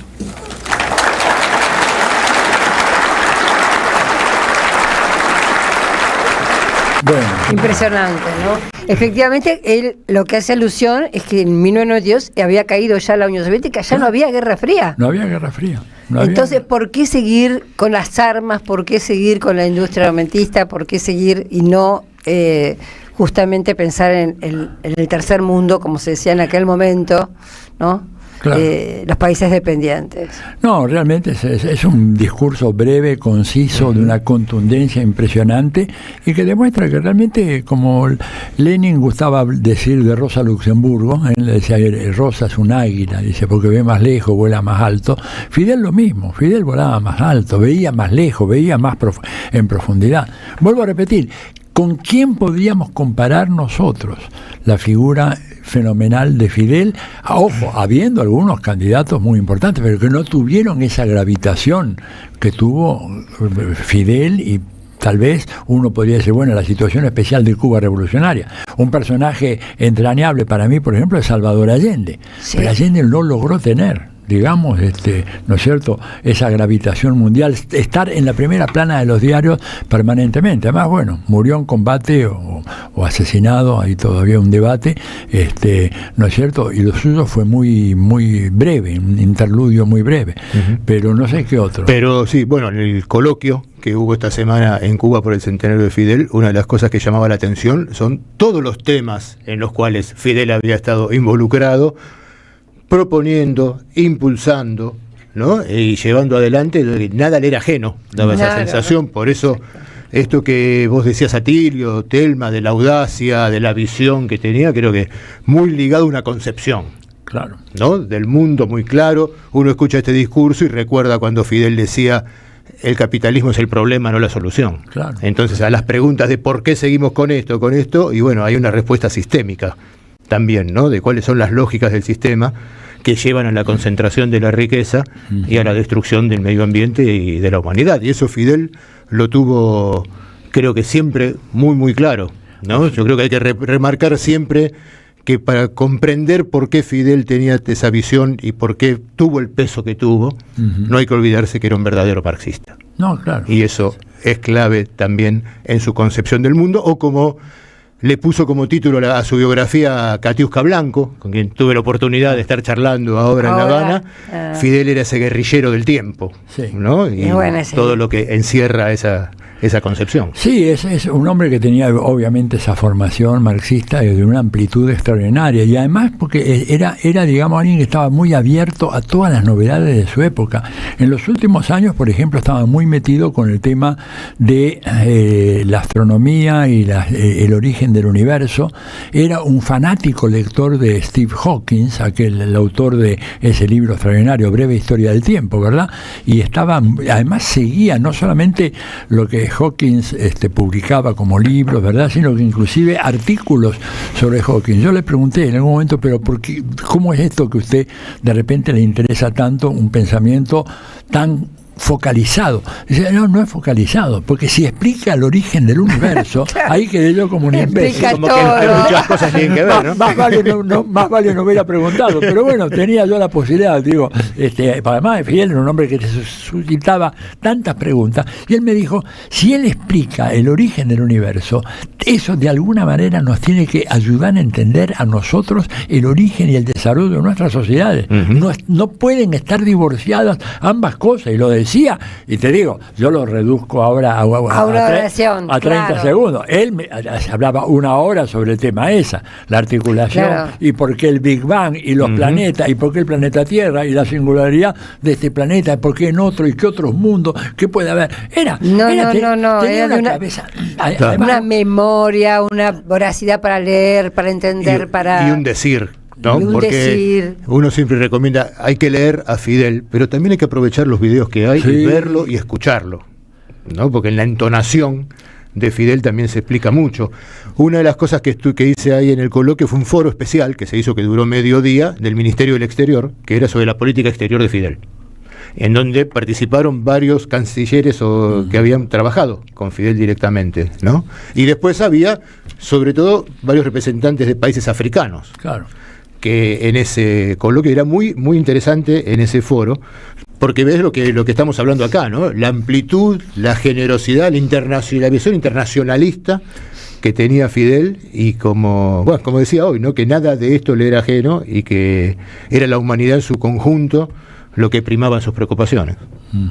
Sí, no, la verdad que vos sabés que la memoria de él era una cosa, y además la voluntad de aprender. Por ejemplo, una de las cosas más notables, nosotros lo hemos visto con Marcelo en la asamblea de Claxo del 2003.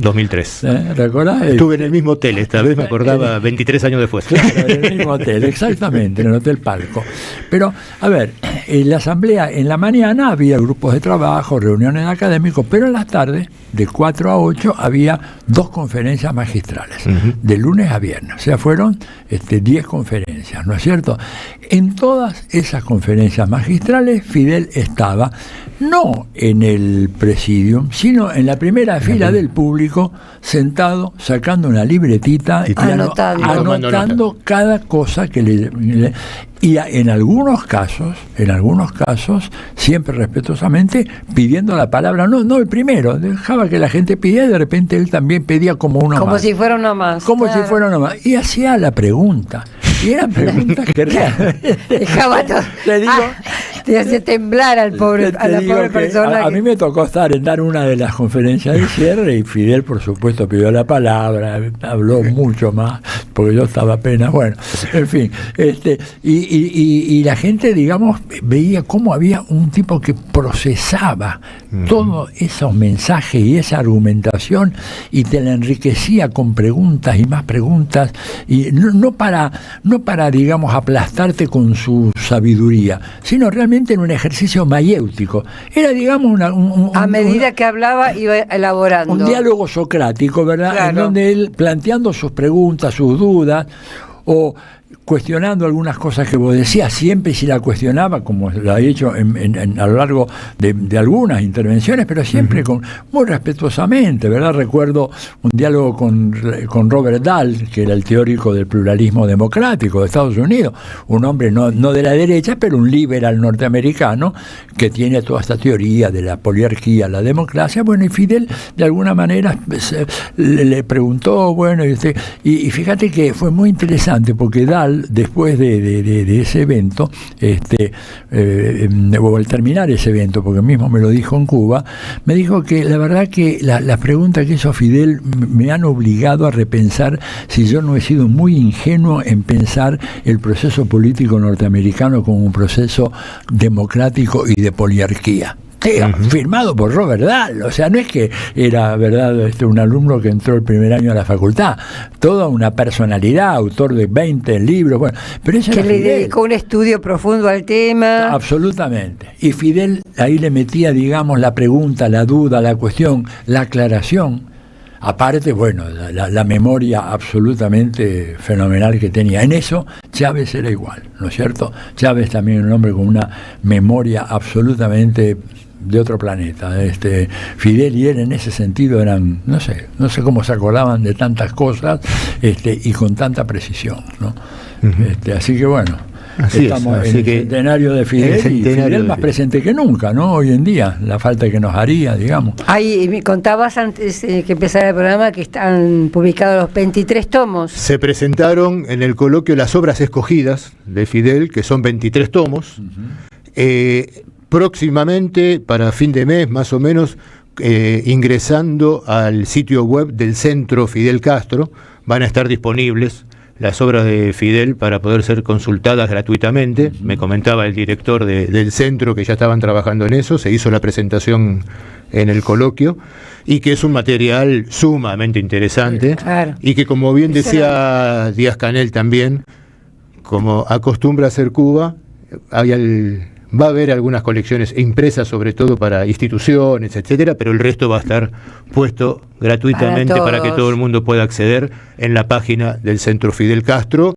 De acá a fin de mes, por lo que decían, pensaban que ya eso iba a estar disponible para todo el mundo, y es un material de consulta. Claro, fuera de serie, porque además de gobernar, además de discurrir, además de enseñar, de pensar, escribir. O sea... Ahora, escucha, hay otra cosa más, fíjate vos que, y además un hombre que tenía una humildad personal impresionante. Ojo con eso, porque mucha gente pensaba de que era una especie de un fanfarrón, así. No, todo lo contrario. Fidel era un tipo muy en ese sentido, muy circunspecto, hasta yo me atrevería a decir. Y dejó una prohibición que está siendo violando, que nada debía tener su nombre, ni plaza, ni edificio, ni avenida, ni calle, ni institución, ni nada. Cero culto a la personalidad. Absolutamente, cero. ¿No es cierto? Hay una excepción en términos de estatuas, que es la que hicieron en Moscú. En Moscú, la única estatua es en Moscú. La única estatua. Igual la prohibición es eso está para Cuba, sobre todo. Pero bueno, en el espíritu de lo que Fidel quería. Sí, tenían que llamarle Centro Fidel Castro, no había. Ahí no había es un centro dedicado al estudio, no había vuelta, pero sí, la única estatua que hay está en Moscú. En Moscú. Justamente su lugar, el lugar donde está enterrado, me hizo acordar a otro jesuita, porque él fue, su formación es jesuítica, ¿no? La de Francisco, una tumba que también totalmente que pasa desapercibida, que lo único que dice es Francisco, como la de Fidel solo dice Fidel, ¿no? Sí.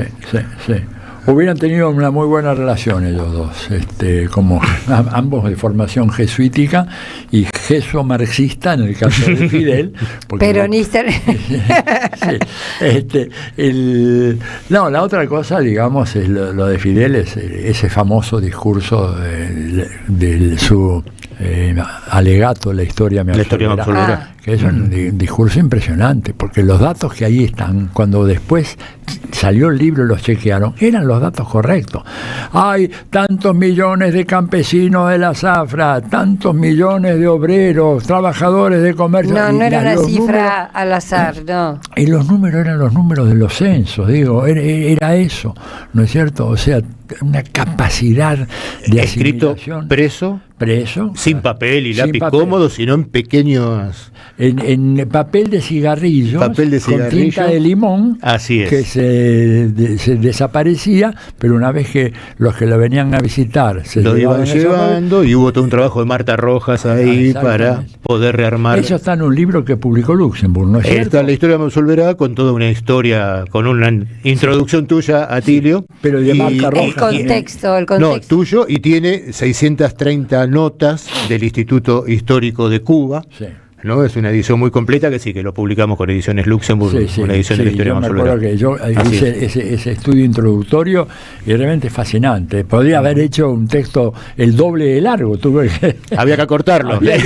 No, claro, no podía hacer el ridículo de hacer una introducción más largo que el texto de Fidel, porque daba para, cada frase de él, dicha toda, volvemos a repetir, de memoria, o sea, porque no tuvo ninguna acceso a fuentes, no había nada. Estaba al lado de la biblioteca. Nunca un papel, nunca un papel arriba de su estrado, nunca un lápiz, una lapicera, nada, todo de memoria. En la cabeza. Y además la deducción, la lógica de toda la argumentación fue extraordinaria. Un texto y clave para leerlo, porque muchos lo consideran el programa de la revolución. Sí, claro. ¿No? Todo lo que ahí Fidel plantea, etcétera, como después se plasma tras el triunfo de la revolución. Así que bueno, recordando una de las figuras claves del siglo XX, no solo en América Latina, sino para todo el mundo. Claro, agrego, tenemos tiempo, ¿sabes que a mí la figura de Fidel, bueno, por supuesto, como a todos nosotros, siempre nos resultó fascinante, pero hubo una época en que tuve que viajar varias veces por algunos países asiáticos,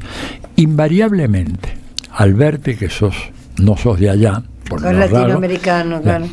Una de las preguntas primeras que recibía, Fidel, ¿qué dice Fidel? ¿Cómo está Fidel? Esto me pasó en Tailandia, en Birmania, por supuesto en Vietnam, adoración absoluta por Fidel, en China, en la India, en Corea del Sur inclusive, digamos, la figura de Fidel, por eso yo decía, fue una de las grandes estadísticas de la segunda mitad del siglo XX, sin la menor duda, desde una pequeña islita, digamos, acosada, atacada, vilipendiada, con todos los medios en contra, y pese a eso, la figura de este gigante, gravitó y sigue dándonos que hablar todavía hoy, a 100 años de su nacimiento. Teniendo en cuenta eso, por ejemplo, estos 23 tomos que se están empezando a editar de las obras escogidas, no se pueden imprimir en Cuba, en la situación que está viviendo Cuba, y se están imprimiendo en Vietnam.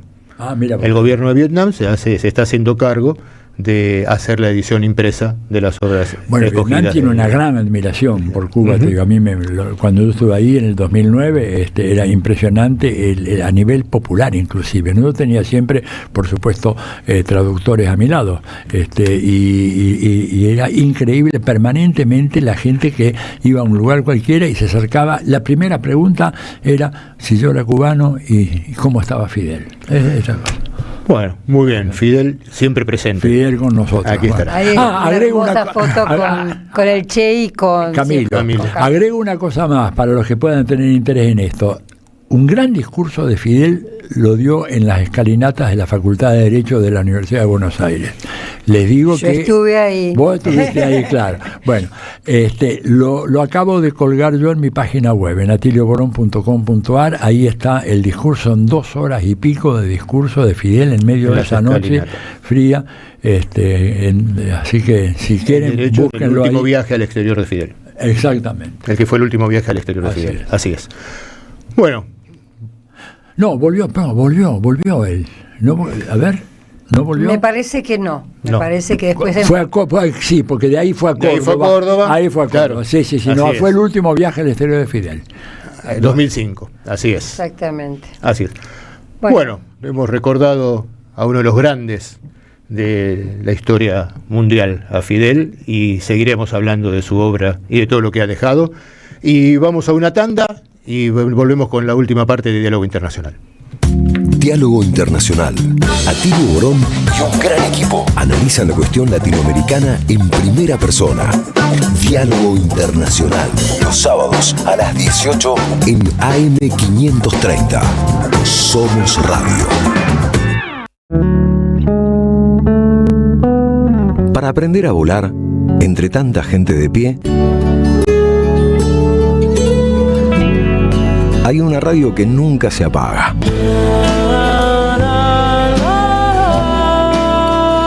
No corras más. Prende la radio. Prendete. AM530. 20 años. Somos radio. Somos comunidad.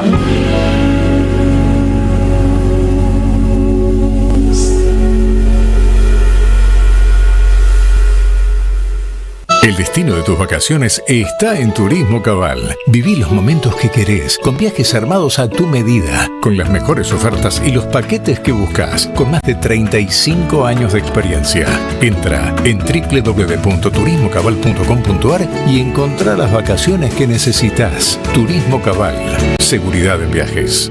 Destinada a la cartera de consumo. Más información en www.turismocabal.tour.ar.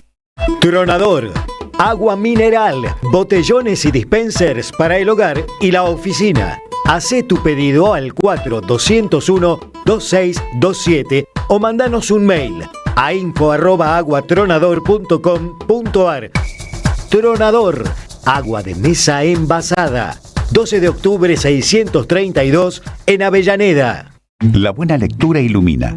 Espiritualidad en tiempo de incertidumbre, de Adolfo Pérez Esquivel. Un libro donde nuestro Premio Nobel de la Paz nos invita a descubrir que la espiritualidad trasciende las religiones. Un llamado a vivir en armonía entre los pueblos y con la Madre Tierra.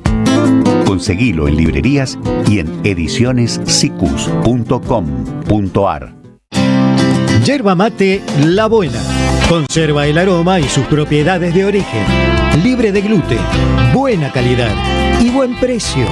Toma mate y seguí escuchando la 530 con Yerba Mate La Buena.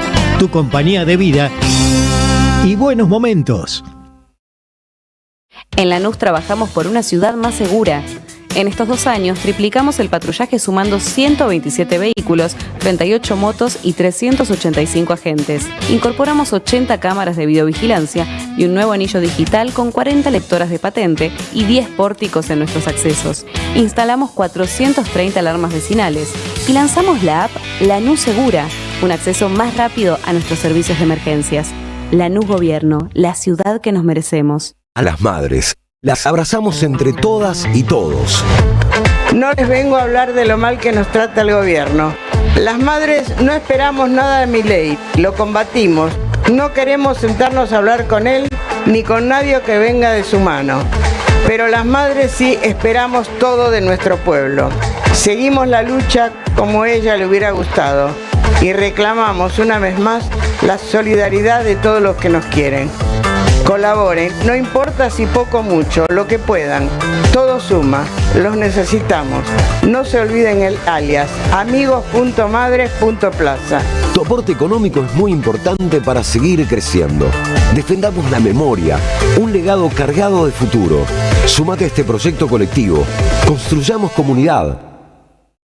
Diálogo Internacional. Hasta las 20 en AM530. Somos Radio.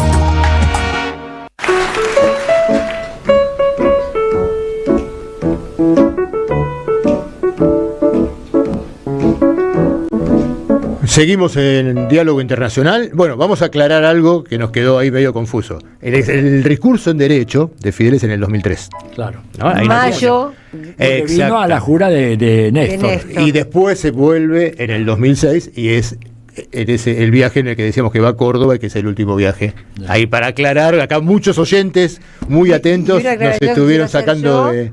Que me falló a mí la memoria, no tengo la memoria de Fidel ni de lejos, era que no estaba vestido de civil el día del discurso en la Cumbre de la Tierra, estaba vestido de militar. Claro, y fue una cumbre de presidente del Mercosur, si no recuerdo mal, lo de Córdoba, estaba Chávez también, sí. Cuando se hacen esas y actividades. ahí con un frío tremendo, y que en el viaje de vuelta en el avión, Fidel se descompone. Y se descompone, y por suerte casi llegando a Cuba, me cuentan que la bajada del avión fue una bajada que parecía realmente un desplome de esa nave, porque se moría, se estaba desangrando. Acá dice 21 de julio del 2006 para participar en la cumbre de presidentes del Mercosur. Julio en Argentina es frío. Así es. Bueno, vamos a escuchar ahora un audio que nos envió Paula Klachko desde Cuba, que es una entrevista a Alpidio Alonso Grau, ministro de Cultura de Cuba. Estamos con el ministro de Cultura de Cuba, ni más ni menos, Alpidio Alonso, acá en esta feria del libro y también conmemorando los 100 años de Fidel Castro, nuestro querido referente de toda nuestra América. Querido ministro, ¿qué dices? ¿Está Fidel en la Cuba de hoy? ¿Cómo está Fidel en la Cuba de hoy? Bueno, Fidel siempre ha estado presente, pero la verdad que lo que ha pasado en estas últimas semanas y particularmente en estos últimos días es algo extraordinario que prueba la presencia de Fidel entre nosotros, la vigencia del pensamiento de Fidel, no solo en Cuba, sino en muchos lugares de este mundo.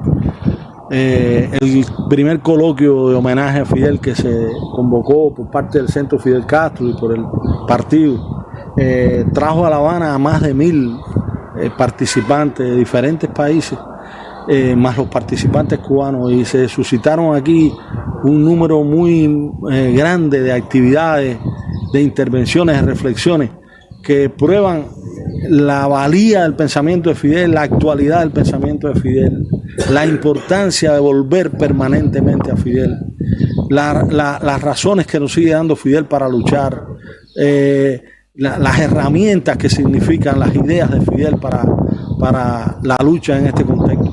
De manera que yo creo que nosotros tenemos que sentir, nosotros como cubanos sentimos un gran privilegio de haber tenido un hombre como Fidel, pero yo creo que todo el tercer mundo, toda Latinoamérica, el tercer mundo, y yo creo que eso fue algo que se dijo muchas veces en el coloquio. Fidel no es únicamente de Cuba, Fidel es de toda Latinoamérica, Fidel es de todo el tercer mundo, Fidel es del sur global, Fidel es un paradigma, Fidel es un símbolo de la lucha de los pobres de la tierra, y sigue como bien dijo Martí Bolívar, que Bolívar tiene mucho que hacer en América todavía. Fidel tiene mucho que hacer en América y tiene mucho que hacer en este mundo todavía.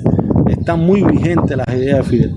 Entonces, ahora mismo aquí en La Habana estamos celebrando el centenario de Fidel, y en paralelo con el evento por el centenario de Fidel hemos organizado la Feria Internacional del Libro, que la pospusimos de febrero para el entorno del cumpleaños de Fidel, precisamente por la relación tan grande que tuvo Fidel siempre con la cultura, por el impulso que le dio Fidel a la cultura, por lo que significa la cultura dentro del proyecto revolucionario, socialista cubano, y en particular porque Fidel fue el creador de la feria, el que la redimensionó y la llevó a todas las provincias, el impulsor de un sinnúmero de programas editoriales importantísimos, además de que fue un gran lector,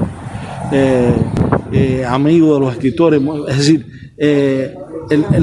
esta feria es un gran homenaje a Fidel, y hacer esta feria en estas condiciones, hacer una feria del libro en estas condiciones, sin combustible, en medio de los apagones más largos de que se tenga noticia en este país, en medio de una situación terrible de abastecimiento de agua, producto de ese desabastecimiento de combustible, porque las fuentes de abasto no pueden bombear, en fin, de una situación muy dura que estamos viviendo nosotros y que nosotros no ocultamos, resultado de esa política criminal del gobierno norteamericano, del gobierno de Donald Trump y del gobierno y que tiene detrás a Marco Rubio como su principal impulsor.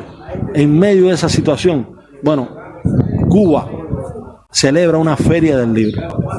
Cuba ratifica la importancia de la cultura, la importancia del libro, la importancia de la defensa de la belleza. Y es una feria a la que han acudido miles de lectores, como ha sido tradicional. Un público lector masivo creado por la revolución, porque cuando triunfó la revolución, que en Cuba éramos unos 6 millones de habitantes, había al menos 2 que no sabían ni poner su nombre. Y Cuba alfabetizó, lo primero que hizo fue alfabetizar a todo el pueblo y abrir las puertas de la cultura, de educación y la cultura a todo el pueblo. Es decir, en Cuba la cultura tiene una presencia central en el proyecto socialista nuestro. La mayor riqueza de este país no es una riqueza material, ¿no? Nosotros no tenemos grandes minas, nosotros no tenemos recursos minerales, nosotros no tenemos grandes ríos. La mayor riqueza de este país es su pueblo y son los recursos humanos que ha formado precisamente la revolución. ¿Gracias a qué? Gracias a esa política de expansión cultural, gracias a las oportunidades que abrió la revolución, gracias a la democratización real de la cultura. ¿Y eso cómo se llama? Se llama Fidel Castro. Y esas ideas de Fidel siguen vivas. Y el presidente Díaz-Canel hoy ha sido el principal impulsor, el apoyo más grande que hemos tenido nosotros y la principal inspiración para nosotros hacer esta feria en estas condiciones. Una feria que, repito, sin transporte, moviéndonos en lo que podemos, ocurren apagones. Hoy mismo se estaba haciendo la presentación de un proyecto precioso que lanzaron los mexicanos, 25 para el 25 títulos. Vino Paco Ignacio Taibo II, que dirige el Fondo de Cultura Económica de México, a presentar esos libros. Y bueno, comenzamos la presentación en medio de un apagón, vino la corriente y se volvió a ir otra vez la energía. Bueno, en fin, es una feria en unas condiciones muy difíciles, pero no la hemos dejado de hacer. ¿Por qué? Porque sabemos, en primer lugar, la necesidad que hay. Este es un momento en que nosotros no podemos darle la espalda a la cultura. Todo lo contrario. Necesitamos más que nunca de la cultura, de la movilización de la conciencia, de la circulación de las ideas, de ir a nuestro símbolo, de defender lo nuestro, de sentir orgullo por lo cubano, por lo que es nuestro, orgullo por lo nuestro. Y eso, bueno, tiene en la cultura, tiene en la literatura, tiene en el arte resortes muy importantes para mover esas ideas, para mover esos sentimientos. Y entonces es muy importante también darle esas opciones al pueblo, esas opciones de crecimiento. Nosotros no creemos en un progreso, nosotros no creemos en una prosperidad castrada de cultura.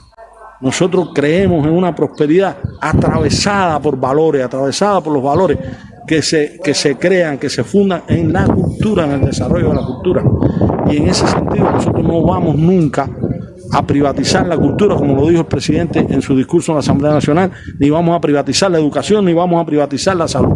Estamos inmersos en un proceso de transformaciones profundas para fortalecer el modelo económico nuestro, pero para hacer más socialismo, para hacer sostenible nuestro socialismo y que seamos nosotros capaces por nuestras propias fuerzas de generar los recursos que necesitamos para sostener un proyecto social que tiene al hombre en su centro y que sigue luchando por la justicia social. Un proyecto social socialista, con mayúsculas, socialista, que sigue defendiendo la justicia, que sigue defendiendo el bienestar, que sigue defendiendo la igualdad y que aún en estas condiciones la seguimos defendiendo, pero tenemos que generar riqueza, tenemos que producir más y generar riqueza para después poder redistribuirla. Y en ese sentido tenemos que hacer ajustes a nuestro modelo. Y estamos abriendo espacio al mercado, al sector privado, pero dentro de un ambiente socialista donde todo eso tributa al bienestar colectivo, al proyecto colectivo. Esa es la idea que tenemos nosotros, porque también hay cierta izquierda que no comprende, que está desorientada con lo que está pasando en Cuba. No, Cuba no da un pasito atrás, ni van a lograr dividirnos como han tratado, porque tratan permanentemente, no solo a través de la asfixia económica, sino a través de la campaña. Es la combinación de la asfixia económica, de privarnos de todo, y la campaña que dice que esas privaciones son resultado de una gestión fallida del gobierno, de un gobierno fallido, un Estado fallido. Esa matriz del Estado fallido hay que derrotarla. Tenemos que derrotarla. Ni van y quieren enfrentar, por tanto, al pueblo, a ese gobierno supuestamente fallido, a ese gobierno que supuestamente le ha dado la espalda al pueblo. Quieren enfrentarlo, quieren enfrentar al pueblo con su gobierno, con el gobierno que lo representa, legítimo, con el gobierno revolucionario cubano, heredero de las ideas de Martí y continuador de las ideas de Fidel y de Raúl. Un gobierno comprometido con el pueblo. Bueno, ni van a lograr dividirnos, no van a lograr amedrentarnos, no van a poder amedrentarnos, ni nosotros vamos a desfallecer en el intento de nosotros generar alternativas, nosotros ser capaces de fortalecer las bases de la revolución para hacer mucho más fuerte el proyecto revolucionario. Mucho más fuerte el proyecto revolucionario. No vamos a retroceder ni un ápice en los propósitos de sostener la justicia. No vamos a retroceder un ápice en la defensa de las causas nobles que defendemos en materia política exterior en el mundo. No vamos a retroceder un ápice en nuestra vocación antiimperialista. No vamos a retroceder un ápice en nuestra vocación internacionalista, en nuestra vocación latinoamericanista. Ni un ápice. ¿Por qué? Porque eso es Fidel, porque eso es Martí, porque eso es Fidel. Eso es lo que sembraron nosotros. Entonces, es un momento muy duro, ciertamente, donde Cuba necesita más solidaridad que nunca. Y Cuba sigue dando solidaridad, pero hoy siente la solidaridad de muchos en el mundo. Muchas personas hoy se solidarizan con Cuba, constantemente se pronuncian, constantemente hablan, constantemente nos apoyan en escenarios internacionales, constantemente tratan de recaudar fondos, de colectar insumos de todo tipo para hacer llegar a Cuba. Bueno, nosotros agradecemos muchísimo eso, y eso es una gran ayuda. Pero yo creo que tenemos que nosotros seguir movilizando la conciencia del mundo, la opinión pública internacional, para que cese ese genocidio contra Cuba. Para que cese ese genocidio contra Cuba. Aquí ha habido una reunión de la Red en Defensa de la Humanidad, y hemos recordado mucho a Fidel y aquellas ideas de Fidel que decía sembrar ideas, sembrar conciencia, Eso es lo que tenemos que hacer hoy. Y nosotros, bueno, los pueblos de esta América, los pueblos del sur y los revolucionarios de este mundo pueden tener la seguridad que Cuba no va a dar un paso atrás, de que Cuba sigue de pie, está de pie con la frente en alto y batallando, combatiendo, y nosotros venceremos. Ministro, me ha dejado claro que Fidel está más vivo que nunca en el pueblo de Cuba, y nosotros y nosotras desde América Latina le agradecemos y necesitamos a Cuba, porque Cuba sigue siendo nuestro faro, nuestra esperanza. Así que muchísimas gracias por esta entrevista para Diálogo Internacional en la radio de las Madres de Plaza de Mayo. Muchas gracias a ustedes. Muchas gracias. Un abrazo a todo el pueblo argentino desde Cuba.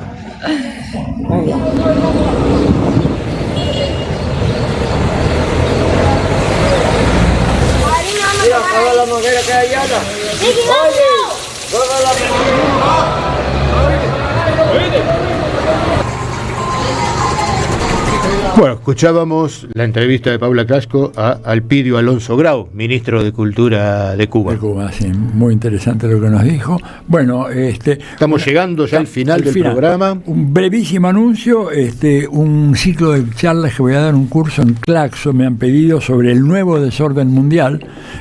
No voy a dar más detalle, entren a la página web de Claxo, es www.claxo.org, ahí van a encontrar toda la información. El curso comienza este próximo jueves, ¿verdad? Un curso virtual, pero a su vez con una forma híbrida, con los alumnos pudiendo preguntar y debatir con el profe. Este jueves comienza en claxo.org. Listo. Perfecto. Bueno, y yo también paso un chivo, que es los 100 años del nacimiento de Fidel, donde vamos a estar el señor Atilio Borón, Juan Carlos Junio, Manuel Santos Iñurrieta, Paula Ferré y Telma Luzani, el martes 18 de agosto en la sala Raúl González Tuñón del Centro Cultural de la Cooperación, en la avenida Corrientes. 1543. Exactamente. Perfecto, muy bien. Bien, bueno, y de paso también, ya que este programa tan cubano, tan fidelista que hemos tenido, muchos de los oyentes nuestros se están preguntando y muchos colaboraron con la campaña que nosotros estuvimos también siendo parte, impulsando para comprar los paneles para Cuba. Y esta semana llegaron los paneles a Cuba mientras nosotros estábamos en La Habana. Fue muy rápido, Y se pudieron sortear todos los inconvenientes que el mundo se imagina que hay para esto. Pero bueno, pudieron llegar los paneles, fueron entregados esta semana. Así que una enorme alegría que esta campaña se ha servido para ese pequeño aporte. Y seguramente, veníamos charlando, esto tendrá una continuidad que iremos informando a medida que tengamos ya la cosa un poco más organizada. Les vamos a ir informando cómo van a continuar todas estas campañas.